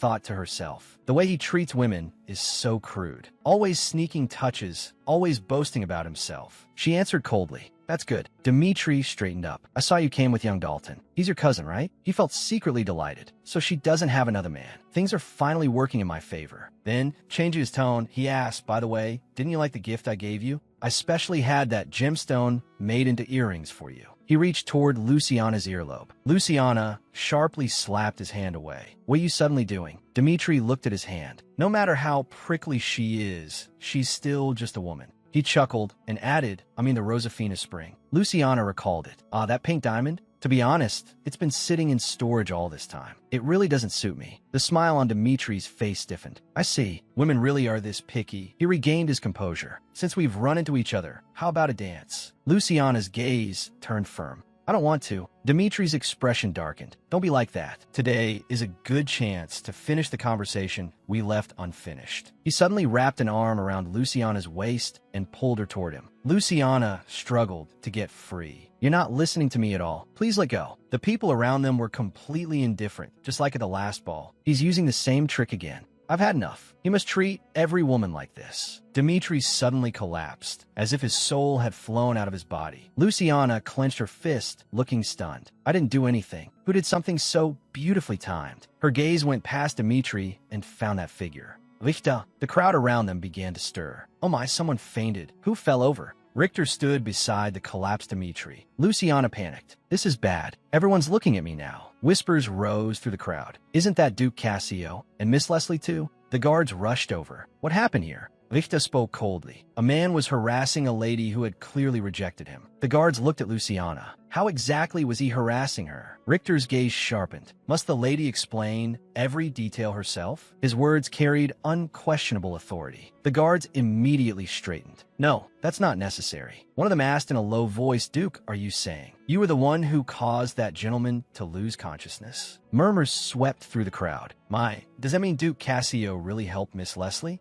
What relationship is there between them?" The second princess's imposing voice rang out. "Why is it so noisy here?" Dressed magnificently, she approached slowly. Everyone bowed at once. "Greetings, Your Highness the second princess." The second princess turned to a guard for an explanation. He bowed and answered. That fool behaved rudely toward Miss Leslie, and Duke Cassio stepped in to stop him. The second princess looked at Luciana. "Is what I heard true?" Luciana lowered her head. "Yes, Your Highness. He tried to force me to be his dance partner." The second princess's lips curved slightly. Now, that is rather unexpected. Her gaze shifted to Richter. The famously aloof Duke Cassio actually stepped in to help. Whispers spread through the crowd. Duke Cassio helped her? That man who's cold to every lady? Luciana's heart tightened. Deborah was nearby. She'll think it's strange, too, if she starts suspecting my relationship with Richter now. The second princess looked Luciana over with interest. Why does this young lady look so serious? Does she have some connection with Duke Cassio? Interesting. But first, I must preserve the dignity of a princess. If I press further, I'll only make the young lady uncomfortable. The second princess spoke. As the host, I apologize to you for that person's rudeness. She gently took Luciana's hand. Luciana quickly replied, Your Highness, you needn't trouble yourself. The second princess smiled. Since you say so, I am relieved. She turned to face the crowd. All right, everyone, let us go to the central square. Lewis hurried over. Cease. He was out of breath. I heard something happened. I'm sorry. If I'd been there, Luciana gently reassured him. It's all right. Let's go too. It seems the event is about to begin. Lewis looked at Luciana's departing back, confusion filling his eyes. Did Duke Cassio really save my sister? He turned to look at Richter beside him. Why? Standing on a high platform, the second princess raised her voice. Now, I will announce the candidates for the leading lady of this year's spring festival. Lily, Narsa, Natalia, Horn, and Deborah Madnay. The crowd erupted in cheers. Luciana applauded. As expected, Deborah had been chosen as a candidate. The second princess continued the announcement. And Luciana, Leslie, Luciana's pupils suddenly contracted. What? The second princess finished the announcement. Those are all the candidates. Please step forward when your name is called. Lewis looked overjoyed. Sis, you got nominated. Luciana's mind went blank. I only ever thought about the heroine, Deborah. I never imagined I would be chosen too.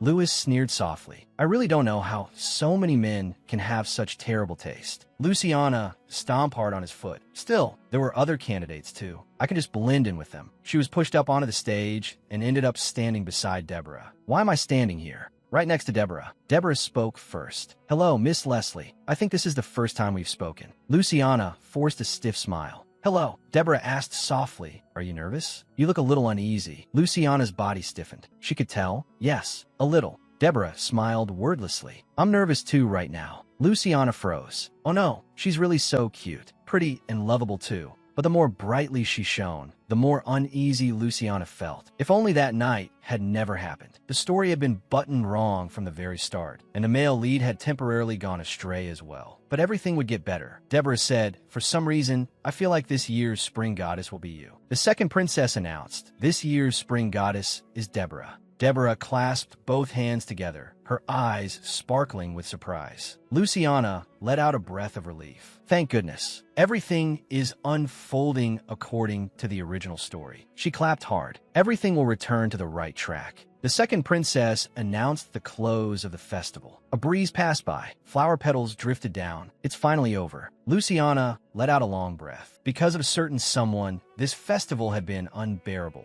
I never want to think back on it again. As long as I stay quiet, this will soon be forgotten. Luciana suddenly stiffened. She heard the murmurs around her. Don't you think there's something going on between those two? Are they talking about me? The whispers of the crowd slipped into her ears. I heard Duke Cassio helped Miss Leslie. Could they be lovers? Then what about Miss Matinee? Luciana felt ice cold all over. Everywhere there were strangers. Everywhere there were rumors. They're talking about me. A familiar male voice sounded. This won't do. Miss Leslie, Richter said, folding his arms. Who was the most suitable person to become the spring goddess? This year's spring festival is invalid. Luciana turned back in shock. What did I just hear? An uproar spread through the crowd. My goodness, the Duke actually said something like that. Miss Leslie? Wasn't she one of the candidates just now? Isn't she the one who made Miss Haley cry? Deborah lowered her head and said nothing. I thought if I became the spring goddess, the Duke would look at me. A tear slid down her cheek. But the Duke even hates this. She turned and ran off, tears scattering through the air. One noblewoman whispered, "Oh dear, Miss Matinee is so pitiful." Another agreed, "Yes, but in high society, who doesn't know Miss Matinee likes Duke Richter?" The rumors clung to Luciana like ghostly shadows. Doesn't Miss Leslie know? She wouldn't knowingly get close to him, would she? Of course not. She doesn't seem like that sort of person. But why did Miss Haley cry then? "Lucy," Lewis called loudly. He caught Luciana as she swayed on her feet. "Pull yourself together. Are you okay? Let's go somewhere else first. Can you still walk?" Luciana nodded blankly. "Yes, I want to go home as soon as possible."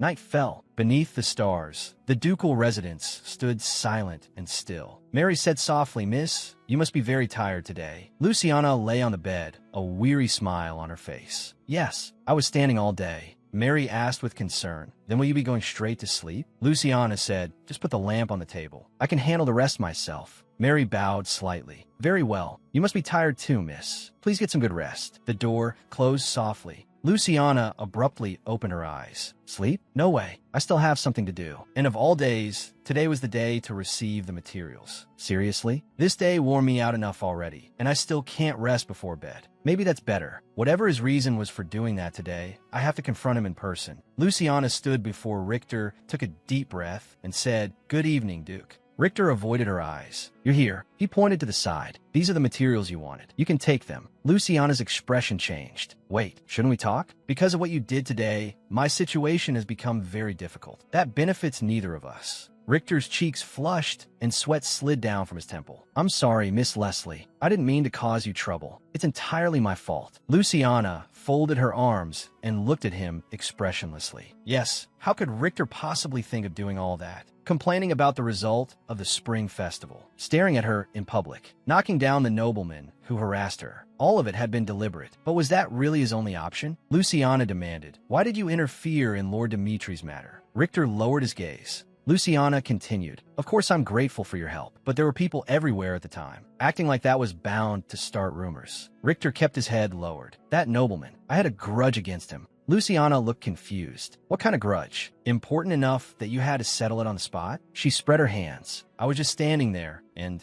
suddenly a duel broke out right in front of me. And you just happened to choose the exact moment most likely to drag me into scandal. You didn't have to act during the spring festival." Richter's eyes grew earnest, "But you were clearly in trouble." Luciana's eyes widened in surprise. "What?" Richter's voice held suppressed anger. "That bastard was clinging to you like filth. How could I just stand by and do nothing?" watching him treat you so rudely. My body moved before I could stop it. Luciana stared at him. Why do you care whether Lord Dimitri was rude to me? Richter's voice dropped lower. I swear, I didn't do it on purpose. Even declaring the festival invalid just slipped out. Luciana's pupils shrank slightly. What did you just say? Richter confessed. I was in the crowd then. I heard all the slander they were throwing at you. I was so furious I couldn't hear anything else. To be honest, I thought you were the most beautiful woman there. Luciana jolted. Did he really mean that? Richter stepped closer and gently touched her cheek. More importantly, were you hurt? Did she hurt you? Luciana's heart skipped a beat and her whole body froze. When he was this gentle, it almost felt as if he truly cared about her. In his golden eyes, she saw the mark on his wrist reflected. Almost got swept away. This is only the mark at work. Luciana turned away and put distance between them. Why are you worrying about me? Richter looked at her as if it were obvious. Isn't it clear? Luciana cut him off coldly. Do you know what your behavior looks like right now? Like you might love her. Richter's expression froze instantly. So again, without realizing it, Luciana turned and walked away, her back resolute. I think I should leave for today. I have to break this mark immediately. A gentleman said, my eldest son has no interest in marriage at all. It's quite a headache. Another guest chimed in. Speaking of which, isn't that young Marquis from the Leslie family nearly 28 already? Luciana's mother smiled helplessly. Children are always like this. They never listen to their parents. Luciana's father said, I'm sure. He has his reasons. A nobleman in green laughed. At least you don't need to worry about your daughter anymore. You must be relieved. The couple paused. What do you mean by that? The nobleman feigned surprise. Oh, haven't you heard? There's a rumor that she's lovers with Duke Cassio. Luciana's parents were both stunned. Are Lucy and who? The nobleman went on. Ever since the spring festival, it spread through the whole social circle. Rumors are always exaggerated, of course, but his tone shifted. Quite a few nobles saw your daughter together with the Duke himself. The Cassio family. This is wonderful news for you. Her mother looked shocked. What on earth did I just hear? Night fell. At the Leslie residence, the Duke turned to his wife. Dear, what did that mean just now? His wife thought back. Duke Cassio did come to the estate once. The Duke of Leslie stared. What? He actually came here himself? His wife explained, not on purpose. His carriage just happened to stop for a while. But it was a little strange that he spoke to me first. At the time, he seemed to want to ask about Luciana.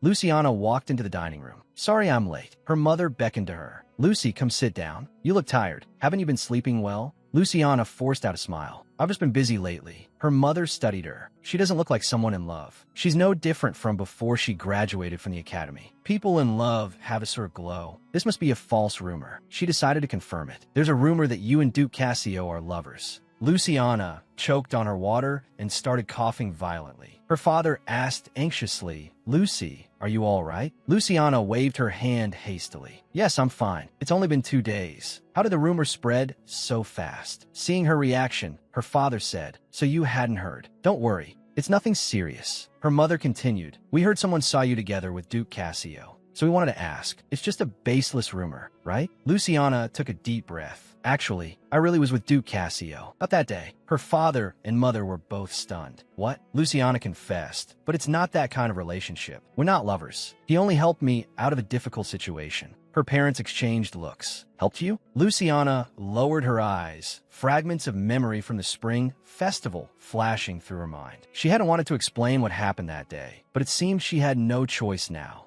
Lord Dimitri was harassing me. Just when I didn't know what to do, Duke Cassio happened to pass by. He intervened and personally stopped Lord Dimitri. Her father's face darkened. So that's what happened. Then why didn't you tell us right away? Luciana said softly. In the end, everything was resolved. I didn't want to worry you for nothing. Her mother spoke gently. It's all right, Lucy. I'm not blaming you. Then her eyes instantly turned sharp. I'm just thinking about how to deal with the heir of the Dimitri family, daring to harass my Lucy. So the rumors were completely exaggerated. We must personally thank Duke Cassio. Luciana's cheeks reddened.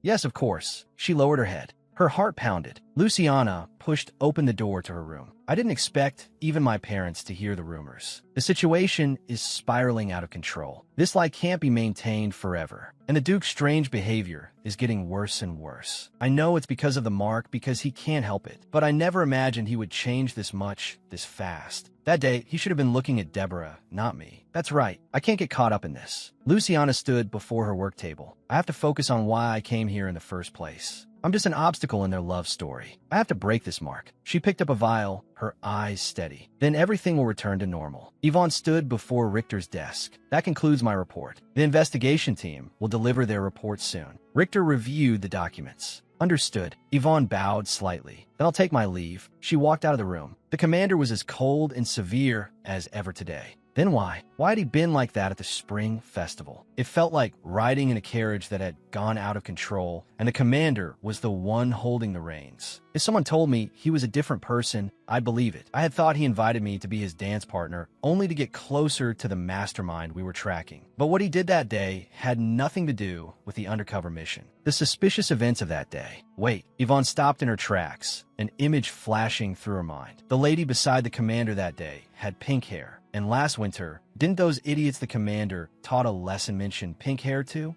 Leaning against the wall with one hand to her chin, she fell into thought. Now that I think about it, that lady's reaction had been strange too. Could it be that they really... At the same time, Richter sat at his desk. I know I brought this on myself, but my head is full of Luciana. This wasn't my intention. She was truly beautiful that day at the festival. But the result of the spring goddess selection, just thinking about it infuriates me. Those idiots couldn't tell a Rayal flower from weeds. How could I stand by and watch her be treated like that? Other than her, who else was worthy of the title of spring goddess? That festival itself was invalid, but my rash words still caused her trouble. Should I send someone to suppress the rumors? A knock sounded at the door. Richter came back to himself. Right, the investigator should be here. Kumin, a cloaked investigator, entered the room and bowed deeply. My respects, Your Grace. Richter asked, any news about the person who dropped the insignia? The investigator straightened. Over the past few days, we searched the entire capital, but we found no clues at all. My deepest apologies. I've heard Your Grace places great importance on this matter. I wonder how he'll react. Richter remained expressionless.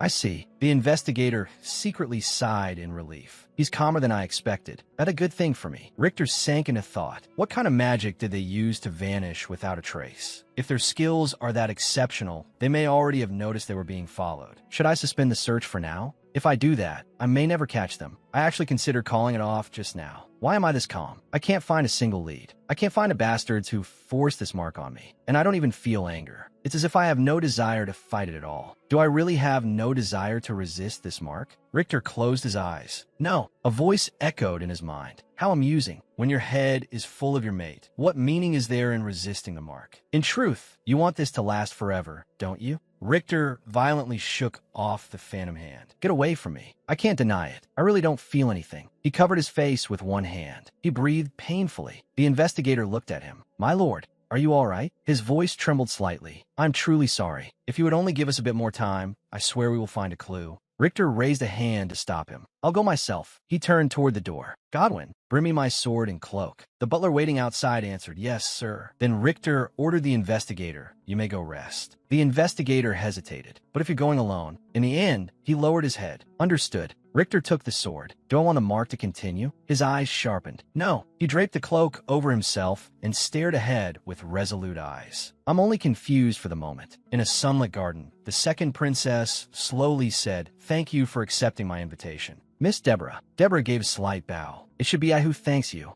Your Highness. The second princess smiled. You're too modest. After all, you were the star of the spring festival. Everyone in the palace is talking about you. She leaned forward, her tone turning mysterious. And there's another rumor going around as well. A trace of confusion flickered through Deborah's eyes. A rumor? The second princess's eyes gleamed. That Duke Cassio and the Marquis's daughter, Miss Leslie, are lovers. Deborah only smiled and remained silent. The second princess gave a soft laugh. It's quite interesting, especially since, to my knowledge, the two of them had no connection at all. What a shocking pair, don't you think? If it were another young lady. Deborah's cheeks reddened. How could that be? That's absurd. My feelings are entirely one-sided. The second princess set down her teacup. This young lady is so simple, she's almost transparent. Should I call her pitiful or foolish? Perhaps that's exactly why. The second princess folded her hands. This is getting even more interesting. Looking at Deborah, she asked, could that young lady be you? Deborah shuddered. How could I possibly be with Duke Cassio?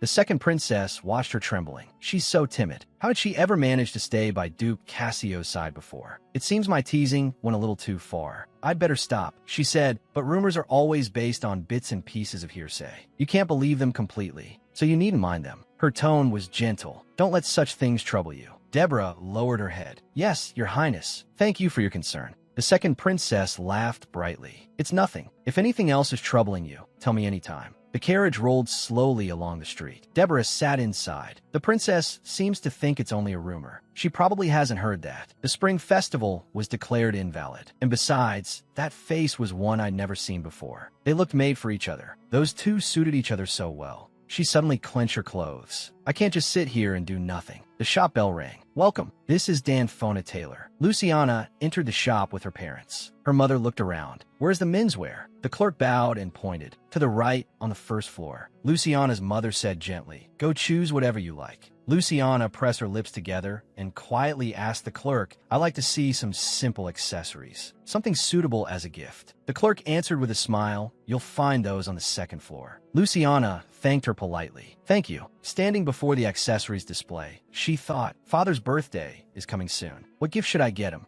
A voice came from behind her. Miss Leslie. Luciana turned at the sound and saw a familiar face. Deborah. Deborah said, We meet again. How have you been? Luciana looked a little awkward. I've been fairly well. I really didn't expect to run into Deborah here. This is awkward. Deborah's gaze swept over her, and she fell silent. A faint tension filled the air. Luciana panicked inwardly. This is way too awkward. I need to leave quickly. She forced out a stiff smile. I'll continue shopping then. But she couldn't just pick anything at random. The more she wanted to choose quickly, the harder it became to decide. After a moment of silence, Deborah said, Miss Leslie. She stepped closer to Luciana. I know this is very rude, but could you tell me what exactly your relationship with Duke Cassio is? Luciana said, The rumor isn't true. We aren't lovers. Before all this, we barely even knew each other. A dull ache tightened in her chest. Everything I'm saying is true. Then why does my heart hurt so much? She tried to remain calm and said, Honestly, those rumors are no less troubling to me than they are to you. There's nothing between us. Absolutely nothing. Deborah's eyes dimmed. I see.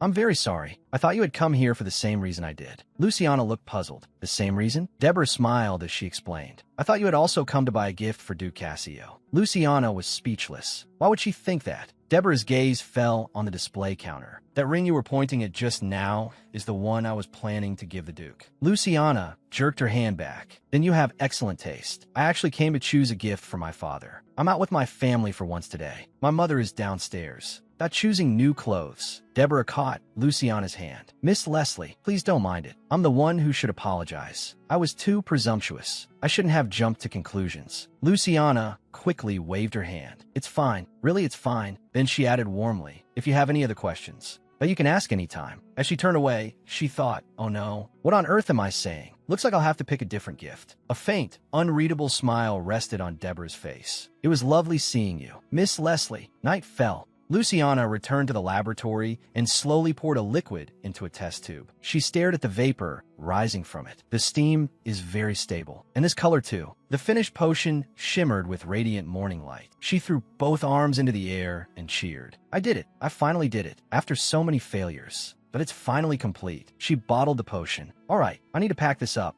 And head out. She paused. Wait, if this really works, then does that mean today the mark can finally be removed completely? This is wonderful. This is really wonderful. No more ridiculous rumors. No more lying. No more anxiety making me sick to my stomach. I can laugh together with my family again. And I won't have to watch Richter act strangely anymore. Luciana folded her arms, wearing a relieved smile. But that smile slowly faded. Her brows drew together. What's wrong with me? Something feels off. I thought I'd be happier than this. It's strange, suddenly feeling like everything is about to change. Once this is really over, I'm sure I'll feel relieved. Her eyes hardened. So let's just end it quickly. Beneath the stars, the ducal residence looked magnificent. Luciana entered the hall and gave Richter a slight curtsy. Good evening, Duke. Richter looked at her. You've come. His gaze dropped to her hand. That bottle you're holding. Luciana smiled brightly. Yes, the first potion is complete. You should be happy, right? Richter remained silent, expressionless. Luciana's smile stiffened. I thought he would be happy, but he hasn't said a word. At last, Richter spoke. So, if you drink that, the mark can be removed? Luciana nodded. Yes, if it works. The color is right, so I'm very hopeful. Richter lowered his gaze. So this is what she has been hoping for. Luciana turned her face aside. I've done extensive research for this. You don't need to worry. Why is he so quiet? Does he not trust my results? Either way, I'm the one who's supposed to drink it. She pulled out the stopper. She tipped her head back to drink it. Richter's eyes flew wide open. Wait, he covered Luciana's mouth. Did she drink it? Luciana stared at him in shock. Richter abruptly let go, his face full of shock and panic. I was afraid you'd drink it, so I acted without thinking. Luciana waved her hand. It's fine. Besides, this potion was specially made for my body. She picked up a bottle again and drank it in one go. The liquid slid down her throat, and warmth spread through her whole body. Richter's eyes darkened. Is it really over? Luciana steadied herself, feeling the medicine spread quickly through her system. The reaction is fast, just as my calculations predicted. Richter stepped forward. Are you all right? Luciana raised a hand to cover her mouth. I think I'm fine. A surge suddenly rose in her throat. She began coughing violently. Blood burst from her mouth. How? Richter rushed forward, roaring her name. Luciana. He held her tightly in his arms. Wasn't the potion supposed to be perfect? He shook Luciana in his arms. Can you hear me? Luciana weakly opened her eyes. Richter pulled another bottle of medicine from a leather pouch. Hands trembling, he tried to support her as he poured the liquid toward her mouth. But all spilled out. Vichta Flotza. What if something really happens to her? He clenched his teeth. Forgive me. He tipped back his head and drank the medicine himself. Then he lowered himself and pressed his lips to her cold ones, passing the liquid into her mouth. Along with the medicine, the breath of life flowed into her body. Luciana's consciousness gradually returned. A cool sensation spread all through her body. I feel much better. Vichta Streichtinet. Do you feel better now? Luciana's eyes shifted away. Her bloodstained clothes were painful to look at. Yes, thanks to you. Richter pressed a hand to his forehead. You really are going to be the death of me. This can't go on. He suddenly pulled Luciana into an embrace. You have to stop the research. Luciana looked up in confusion. Stop the research? Richter's eyes were sharp. Look at yourself right now. You almost died. Luciana froze. This attempt may have failed. Was there a problem with a new ingredient? She struggled to get up. I need to go back to the lab. Richter's arms tightened around her. I'll say it again. His voice allowed no argument. This research is over. If this continues, I may lose you. He pressed a hand to his chest, pain in his eyes, trying to remove the mark. I was a fool. It's impossible in the first place. For the sake of your health, I'm asking you to stop. Luciana fell into thought. I can't just give up on the research. But what if he's right? Am I really chasing after something unattainable? She lowered her eyes, her voice faint. Please give me some time to think. In the bright sunshine, Mary walked briskly down the street. I haven't been out at this hour in so long. Today somehow feels special. She smiled at her reflection in a mirror. It must be because I'm wearing the earrings Miss gave me. They make me feel so elegant. I love them so much. Mrs. looked very down lately. It must be because of those rumors in society. And of all people, they're about someone as important as Duke Cassio. Since she gave me these earrings, I want to give her something in return. A voice came from behind her. Excuse me, miss. Mary turned around. Were you calling me? An old man, leaning on a cane, held out a letter. Could you tell me where this address is? Mary took the letter and carefully looked at the address. This place isn't far from here. The old man smiled and thanked her. Sorry to trouble you. I came all the way from Corinth in the east. I heard my son, who ran away from home many years ago, that lives here. Mary put a hand to her chest. Goodness, you've come such a long way. Let me show you. She looked around with a hand over her brow. We're here. It should be somewhere around here. The old man looked at the street numbers. I think I need to go a little farther in. Mary frowned in confusion. But according to the address, it should be here. He turned and said, he told me there would be a red sign here. Then he walked alone into the alley. Looking at his back, Mary thought, he came such a long way. I should at least help him find it before I go. She hurried after him and took his arm. I'll go with you. Is that the sign over there? She said, pointing ahead. A black-haired man stood leaning by a doorway with his arms crossed, as if he had been waiting for someone. The old man called loudly, son. The man turned to the sound. Father. The old man opened his arms. My child. He rushed forward and tightly embraced his son. Watching the father and son reunite, Mary smiled with relief. Thank goodness. They've finally found each other again. I should go too. She turned to leave, her steps light. A cold sneer sounded. I didn't expect you to walk right in on your own. What a naive little girl. Mary turned back, her pupils shrinking. Mary's scream was cut off as a large hand covered her mouth. How did this suddenly turn into this? Someone shouted, split it up like we agreed. One of the kidnappers waved impatiently. Yeah, got it. Hurry up. Mary collapsed to her knees, tears spilling from her eyes. Was all of that a lie? No one can help me. A kidnapper threatened her. If you don't want to suffer, hand over everything valuable you have. Mary thought desperately. What should I do? Should I run? The alley entrance is blocked. As long as they stand there, if I run, they'll catch me immediately. Trembling, She held out her hand and offered her purse. Take it. I'll give you all the money I have. Please let me go. One of the kidnappers snatched the purse and pulled out a few banknotes. That's all. He stepped closer to Mary, his tone contemptuous. You think this little is enough to buy your life? Mary looked up in terror. The kidnapper's gaze fell on the emerald earrings at her ears. Taking a closer look, those earrings seemed pretty valuable. Mary covered her ears with both hands, her body shaking uncontrollably. Those were a gift from Miss Luciana. Please don't. The kidnapper's face turned vicious. Do you want your ears torn off? Mary burst into tears. Please spare me. The kidnapper leader gave an order. Shut her up. A red flash streaked past. Reich drove his foot straight into the kidnapper's face. His movement was lightning fast. The kidnapper dropped hard to the ground, blood spraying. Mary, still shaken, stared in shock. Who? A guard shouted. The patrol is here. Mary sank to the ground. I thought something terrible was going to happen. Reich picked her up in his arms and carried her out of the alley. Mary's vision blurred with tears, and she gasped softly. Reich set her down. Mary wiped away her tears and hurried to thank him. Thank you so very much. A flicker of surprise crossed Reich's eyes. Wait, this woman. Fragments of memory surfaced. She was that girl he had seen in Rodwell. He thought uneasily, she shouldn't recognize me, right? In a low voice he asked, were you hurt? Mary shook her head. I'm Fine. Reich looked at her. Seeing that lively woman in tears made him oddly uncomfortable. He held out a handkerchief. If you don't mind, please take this. Mary gave him a bright smile and clasped the handkerchief in both hands. Thank you so much. Reich's cheeks flushed slightly. He turned to leave. Then I'll be going now. Mary watched his back. That voice, it feels strangely familiar. She suddenly called out, please wait a moment. A guard stopped her. Sorry, we need you to make a statement. Please wait here a little while. Once the other patrol knights return, can you come with us to headquarters? Mary nodded. Yes, of course. She thought to herself, that knight named Reich has a very familiar voice. And not just because of business. I feel like I've heard it in a situation similar to today.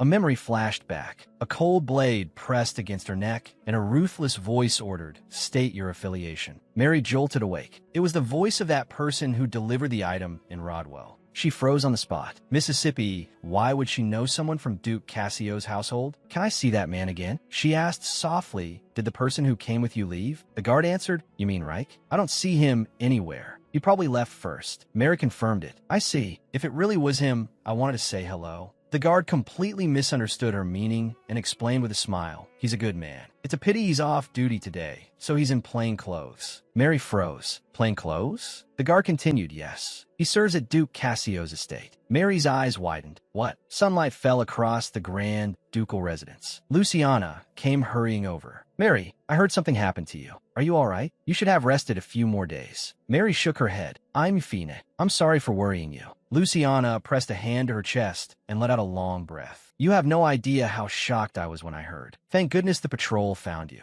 Mary forced a smile. Actually, it wasn't the patrol that saved me. It was one of the knights from Duke Cassio's household. The same knight who delivered something to me in Rodwell. He was so rude. My head is about to burst. So, the one exchanging items with Miss was Duke Richter? Are the two of them really in private contact? Luciana's voice interrupted Mary's thoughts. Mary? Mary snapped back to herself. Miss is this worried about me. What on earth am I thinking? From now on, I have to keep a close eye on Duke Cassio. If he dares make Miss sad, even if he's Duke Cassio, I absolutely won't forgive him. Luciana pointed at the envelope in Mary's hand. What is it you've been holding this whole time? Only then did Mary remember. My apologies, Mississippi. This is an invitation for you. Luciana took the envelope, looking surprised. An invitation for me? That's unexpected. She read the letter. Miss, I sincerely hope you will come. Our family takes great pride in our villa. It will be a 2-day, 1-night stay. Luciana froze. We've only met a few times. Why would Miss Haley Navia send me an invitation? Richter opened the letter, his eyes sweeping over the words. He studied it carefully. Haley Navia. That name had been everywhere lately. You should know I wouldn't accept. So what exactly is he plotting? Richter sat in his study, then thought, by the way, is Miss Leslie doing well? I hope she's recovered. His brows drew together. She isn't secretly continuing her research, is she? She still hasn't given me a clear answer. She coughed up blood because of that research. Under the bright sun, Luciana wandered through the villa garden. The red roses were in full bloom. These flowers can be used as herbs. And were these planted? Picking a few might come in handy. She reached out and plucked a purple flower. Wait, I could use this to replace one of the ingredients. The Duke told me to stop my research, but no matter how I think about it, continuing is the right thing to do. I'll pick these first and go a little farther in. As Luciana reached out again, a figure quietly appeared deep within the flower bed. His movement stilled. What am I looking at? Why is the Duke in my garden? Richter stood there, his lowered red eyes fixed on her in silence. Luciana rushed out in a panic. What are you doing here? What if someone sees you? Richter remained calm. I wasn't caught, so Luciana cut him off furiously. I caught you. Honestly, if my parents saw you... Richter raised a hand slightly. If I've caused you trouble, I apologize. I only wanted to make sure you were well. Luciana's cheeks flushed. Oh no, here we go again. How much longer is he going to keep making my heart race? I need to change the subject. She took a deep breath. Duke, I've been thinking about it. I think I should continue the research. Will he really agree? Richter fell silent for a moment. Then he turned his face aside. I understand. Luciana blinked. What? I thought we'd argue. It took me days of worrying to make up my mind, and he agreed much more easily than I expected. Richter lifted a hand, but on one condition. I will be the one to drink the potion. Luciana's eyes widened. What? Richter lowered his gaze. If I see you coughing up blood like that again, I think I'll go mad. Luciana's cheeks reddened, and she looked away. She suddenly came to her senses. I'm sorry for frightening you.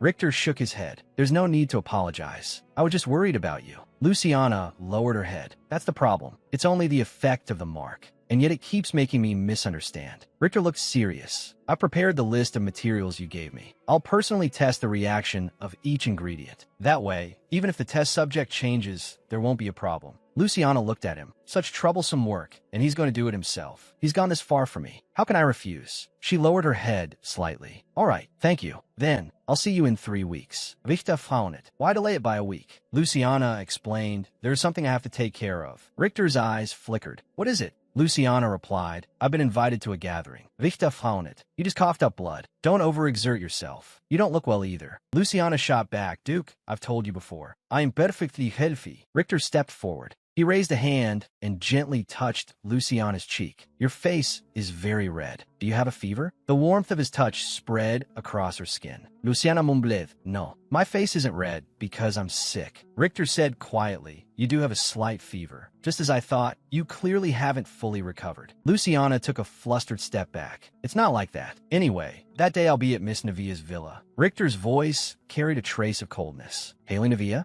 Luciana looked surprised. You know Miss Navia? Richter's lowered face was expressionless. Of course I do. Isn't she the one people say hurt you? The rumors have already spread everywhere, saying she hurt Luciana out of jealousy. Luciana hurriedly shook her head. What? Those are completely baseless rumors. Richter's tone left no room for argument. Can you not go? I doubt the motive behind this sudden invitation. Luciana explained, Miss Navia only wants to apologize for what happened at the spring festival. Richter said, who knows if she's deliberately twisting the facts to make you look like the villain. Luciana thought, oh, come on. That's absurd. How would he think that? She said aloud, I've already written back saying I'll attend. It's hard to back out now. Richter called her by name. Luciana. Luciana retorted, don't say my name so casually. When he used to do that, it scared me. But why does it feel kind of cute now? The carriage stopped in front of a magnificent villa. Mary's voice rang out. Miss, we've arrived. Luciana sat inside the carriage. It really is very close to the capital. Lifting her skirt, she stepped down. A cheerful voice called out, Miss Leslie, thank you so much for coming. Haley Navia hurried over, a bright smile on her face. Luciana looked a little awkward. Miss Haley. Haley easily linked arms with her. There's so many things I want to show you. Let's go this way first. Luciana gave an awkward smile. Have we always been this close? This feels a little strange. Her gaze passed over Haley's shoulder. But why is the Duke here? Richter stood silently beneath a cherry tree, arms crossed, his gaze cold. Whispers spread around them. At an informal social event like this, Duke Cassio never appears without reason. Could he be here to see Miss Leslie? Luciana's heart began to race. Is it starting already? Maybe I should leave first. Richter turned and walked away. Luciana looked at his back and sighed in relief. It's probably better that he left first. He chose to avoid me. That suits me just fine. She turned back and smiled at Haley. Well then, Miss Haley. Haley abruptly turned her head and avoided Luciana's gaze. Luciana froze. What was that just now? She avoided looking at me. Why? She remembered Richter's words. Can you not go? I think this sudden invitation to the villa is suspicious.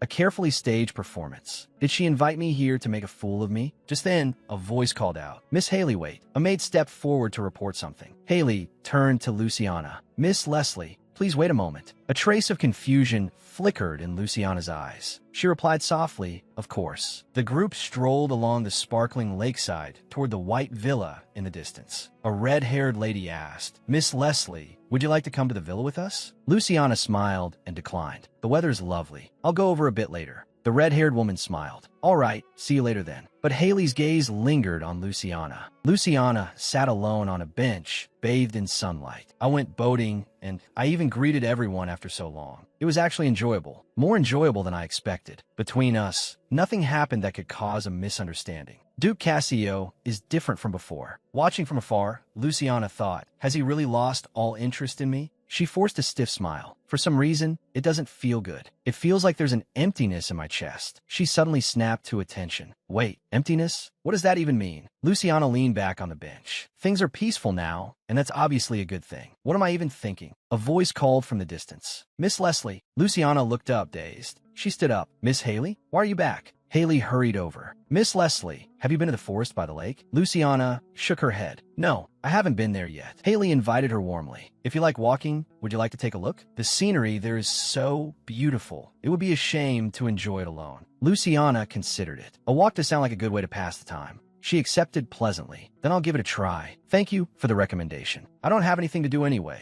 so a stroll sounds nice. Mary hurried over. Miss, let's go together. Richter's red eyes watched all this coldly as Luciana stepped onto the forest path. Miss Haley was right. Holding up her skirt, she walked among the flowers and greenery. She said it was perfect for relaxing, and she was right. Luciana suddenly stopped. What's that? A deep blue flower grew quietly by the path, strangely out of place with the surrounding scenery. Mary called anxiously, where are you going? Luciana gathered her skirt and ran ahead. I need to confirm something. Mary watched her retreating figure helplessly. Honestly, what am I going to do with her? Luciana crouched over the dark blue flower. This is Leponaris, isn't it? It might blend perfectly with a new research material. Then the key is the ratio. Should I add a little nest powder? Inspiration burst through her. I can't just imagine it. I need to write it down. She turned to Mary. Sorry, could you do me a favor? Could you get my notebook and pen from the luggage? Mary agreed without hesitation. Of course. I'll be right back. Left alone on the bench, Luciana sank into thought. Leponaris can stabilize magical pathways. It should help relieve the symptoms of blood reversal. Though the effect isn't strong, its mild properties are exactly its advantage. I'll write it down when Mary comes back. Then suddenly, an ominous premonition seized her. The banquet hall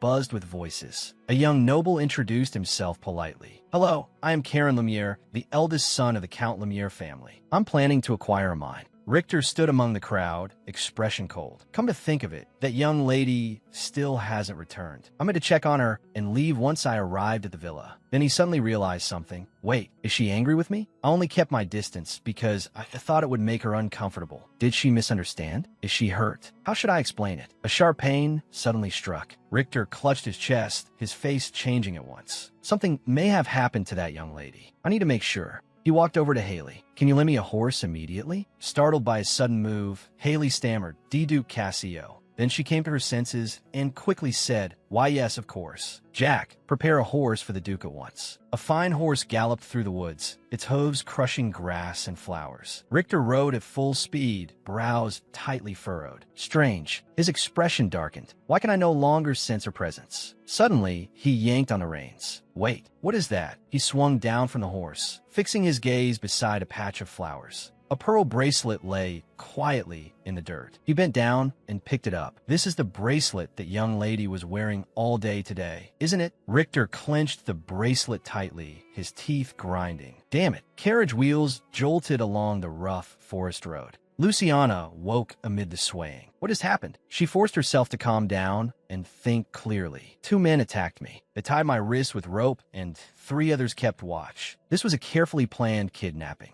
Luciana's pupils contracted. But why me? My family is basically neutral in politics. We've never made enemies. Curled inside a sack, a terrible thought flashed through her mind. Could Miss Haley be behind this? But she isn't that reckless. She wouldn't do something so stupid. Maybe the Duke was right. The ropes bit deeply into her skin. The only good news was that these people didn't seem to intend to kill her immediately. A man in a cloak gave a low order. Be careful. Don't hurt her. Luciana recalled the moment before she was taken. I threw away my bracelet with all my strength, but will anyone really come to save me? How could anyone track me down with only that? It's impossible. I have to escape on my own. A hooded man opened the carriage curtain. I brought the person you wanted. Luciana's eyes widened in horror. The hooded man stood in the clearing and gestured. See for yourself. The sack was opened, and Luciana let out a muffled groan. The man gripped her chin and examined her closely. Good, not a scratch on her. Take her away. One of the kidnappers stepped forward. What about the payment you promised? The man rose to his feet, his voice icy. Hounds that have lost their usefulness are only fit to be cooked and eaten. The kidnappers went pale. What? The man drew his sword. Dispose of them. A flash of steel. Blood splattered instantly. The kidnappers collapsed where they stood, and Luciana stared in terror. Warm blood sprayed across her face. The man gave another order. Proceed according to plan. Make it look as though they were the kidnappers. His subordinates answered in unison, yes, sir. As Luciana was dragged along, she realized, so they're all accomplices. This was a planned murder from the start. Will I make it out of here alive? She suddenly raised her foot and stomped hard on the man's instep. He let out a pained grunt and stumbled.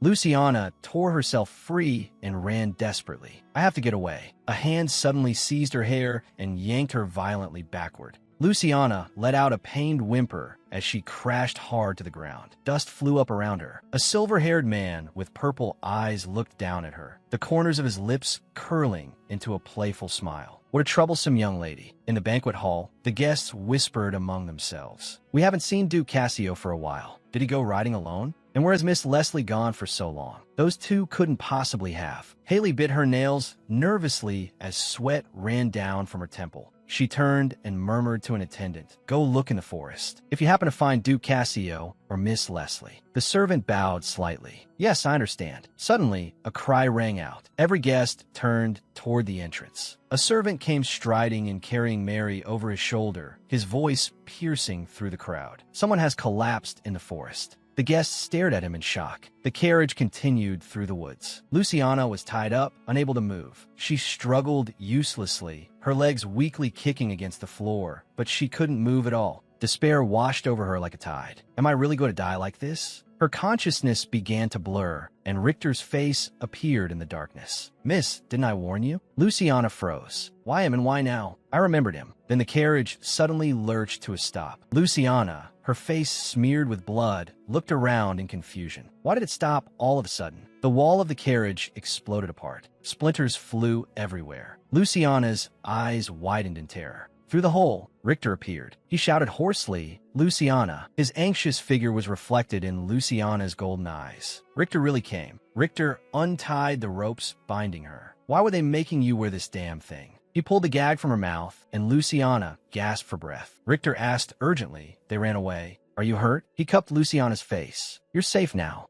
You don't have to be afraid anymore. Luciana threw herself into his arms and burst into tears. Richter's eyes filled with tenderness. She must have been terrified. He gently patted Luciana's back. Those bastards. How dare they? He lifted Luciana's face and asked softly, do you remember anything? If it's too hard to say, don't force yourself. Luciana shook her head. I can talk now. I saw that man's face. He had long gray hair, purple eyes, a mole under his right eye, and a white snake wrapped around his neck. Richter's pupils suddenly shrank. You said a white snake? Luciana looked up. Yes. Is something wrong? Richter's gaze deepened. Aren't you curious about why the mark exists between us? Luciana looked up. Why? Richter stood up and turned toward the outside of the carriage. Wait here a moment. He walked alone into the woods, his steps heavy. He stopped before a corpse lying on the ground. It was a man in a cloak. He pulled back the hood. So, here you are. He removed an emblem from the corpse's clothing. It was exactly the same as the one left in my bedroom. But why was Luciana the target this time? Returning to her side, Richter said, Can you take a look at this? Do you remember it? Luciana took the emblem. This is the one you asked me about, Duke. Richter's gaze was grave. That's right. It may sound strange, but I've never lost consciousness, not even when drunk. Luciana thought back. That's true. Richter had always seemed nearly invincible. He never once mentioned blacking out from drink. Richter continued. This emblem was found in my bedroom. Luciana guessed. Then were they kidnapping me to lure you out, Duke? Richter nodded. Yes. Their target was clearly me. His eyes sharpened. But something was wrong this time. Even when I appeared alone, they fled immediately. Luciana was puzzled. So the target was me, not the Duke. Did I somehow offend them too? Richter frowned. Miss, what have you done wrong now? Lately, high society has been full of rumors, all of them scandalous. Then he suddenly stiffened. Could it be? If the rumors are the trigger, then one woman is highly suspicious. Deborah Madney. Luciana's eyes flew wide in shock. What? That's impossible. Why would the Duke think that? I know the plot of the original story. That kind and innocent heroine, the future wife of the impoverished Duke. Richter's tone turned calm again. Of course, this is only suspicion for now. But just in case, it's best to be careful around that woman. He extended a hand. Let's go back. Luciana was just about to rise when her body suddenly gave way. Richter reacted instantly and caught her in his arms. Mississippi leaning against his chest, Luciana said, "Thank you for catching me. It didn't hurt earlier." Richter looked down at her. The pain appears only after the tension fades. It seems you sprained your ankle while running. Excuse me. He bent down and lifted Luciana into his arms. Luciana looked alarmed. Duke, I can still walk. Richter carried her toward the horse. Struggling will only make it worse. Luciana's cheeks reddened, and she said no more. Richter helped Luciana onto the horse, tied his own coat around her, and then swung up behind her. Luciana said, "Thank you for coming to find me." Richter took the reins. "I only did what I should." Luciana asked, puzzled, "How did you find this place?" Hoofbeats echoed through the forest as Richter's low voice answered, "Do you remember when I told you not to go to the villa?" The word villa gave me a bad feeling. Since I also received an invitation from Miss Navia, I couldn't ignore it. Luciana froze. Richter didn't apply for it. Miss Navia sent him an invitation on her own. She said she invited me to apologize, and even though she knew what kind of rumors surrounded me, she also invited Richter. Could the person behind the emblem incident also be? Richter lowered his eyes. "I had no intention of causing you trouble. If I made you uncomfortable, I apologize." Luciana hurriedly shook her head. "No, that's not it." Richter continued, "I never told you this before, but as long as the mark remains, I can sense my counterpart within a certain distance. Ever since you collapsed last time, I've become particularly sensitive to it." Luciana's heart skipped a beat. "I used to think I was only being bound against my will, but thanks to the mark, I survived. I shouldn't feel this way, but the Duke's embrace is so warm." The horse raced through the forest toward the distant estate. Mary burst into tears. "Miss," one of the attendants cried out in panic. "Miss Haley." Trembling, she pointed into the distance. "The forest keeper has been killed." The surrounding guests erupted in uproar. "What? Oh my God." They crowded around Haley. "Then what happened to Miss Leslie? Was it Duke Cassio who went to save her? Did Miss Haley do something terrible?" Haley hurriedly defended herself. "I really don't know anything." Just then, another male servant came running over, shouting loudly, "Duke Cassio and Miss Leslie have returned." Richter appeared before everyone, supporting Luciana. Haley immediately ran over. "Miss Leslie, thank goodness you're all right." Luciana avoided her eyes. Haley explained anxiously, "Miss Leslie, please don't misunderstand. I only invited you to the villa because I wanted to apologize to you. I was only following Miss Madney's suggestion." Luciana looked up and stared straight at Richter beside her. Her eyes sharpened. "Wait, did you just mention Miss Madney?" Haley looked confused. "Yes, I did." Luciana stepped closer. "Could you tell me in detail?" Haley began to recall. Meeting Miss Madney had been pure coincidence. She had been standing on the street, thinking, what kind of gloves would Miss Leslie like? Buying just one pair of gloves isn't enough. How can I create an opportunity to give them to her? Then a man's voice echoed in her mind. "Haley Navia, if you truly want to calm Miss Leslie's anger, you must resolve this properly. Understand?" Haley let out a long sigh. "This is too hard." A voice called to her. "Miss Navia." Haley looked up. Deborah stood among the flowers, smiling brightly. "What are you doing here?" Haley went up to her with delight. "Miss Deborah Madney, it's been so long." Deborah asked with concern, "Miss, you don't look well. Did something happen?" Haley sighed. "Oh dear, is it that obvious?" Deborah said, "Are you all right? Is there anything I can help you with?" Haley leaned down and spoke near Deborah's ear. "You've probably heard the rumors about me too, haven't you?" Deborah's voice turned sweet. "How ridiculous. It breaks my heart that you've had to endure such misunderstanding." Tears of gratitude welled in Haley's eyes. "Thank you. Though to be fair, I was careless too. I'm choosing gloves as an apology gift." Deborah enthusiastically took her hand. "Then let's go together." Haley looked delighted. "Really? Once we've finished shopping, let's have tea together too." "My treat." Deborah lifted her teacup. "You're hosting a gathering at your villa soon, aren't you? Why not invite Miss Leslie too?" Haley fell into thought. Should I invite her? She doesn't seem to like crowded places. Maybe we could go boating together. Deborah spread her hands. "Didn't you say there's a walking path in the forest? Recommending a quiet place like that should be nice." She closed her eyes, a gentle smile appearing on her face. "If I were Miss Leslie, and I knew you'd thought so carefully for my sake, I would be deeply touched." Haley's eyes widened. "She's right. That really would show how thoughtful I am." filled with gratitude. She said, "Thank you for listening to my worries. You absolutely have to come too, just like we promised last time." Deborah raised her teacup and took an elegant sip. "Of course.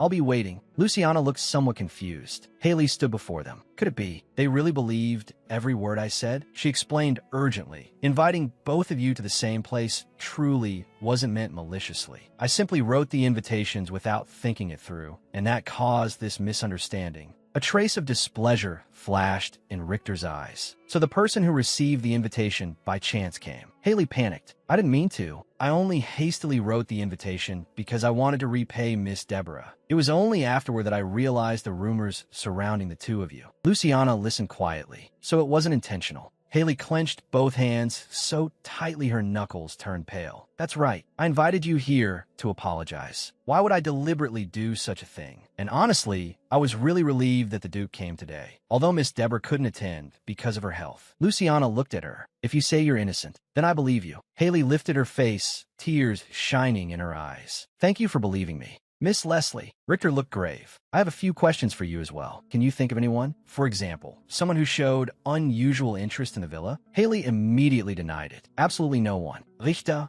remained expressionless. "I understand." A butler entered. "Miss Haley, I have escorted the remaining guests back to the residence." Haley turned to him. "Thank you." Richter spoke again. "Now that they've all left, I'll be direct. Besides the dead man in the forest, we also found another group of people." Haley's pupils shrank. "What?" She covered her mouth in terror, trembling all over. Richter raised a hand slightly. "I apologize for questioning you so bluntly, but it was necessary to confirm your innocence." Haley's expression grew solemn. "I understand. I need to inform my father now. I will do everything I can to uncover the one behind this." Richter placed a hand over his chest. "I owe you one. I won't forget your goodwill." Haley looked at them. "Miss Leslie, I truly am very sorry." Luciana held her hand. "What do you have to apologize for?" Haley said, "Ever since the spring festival." Luciana smiled. "I'm really fine. It was just an accident, wasn't it?" Night had fallen dark as ink. Luciana lay in the carriage, her eyes unfocused. Is Deborah really the one behind all this? She lowered her head in thought. When did she start planning it all?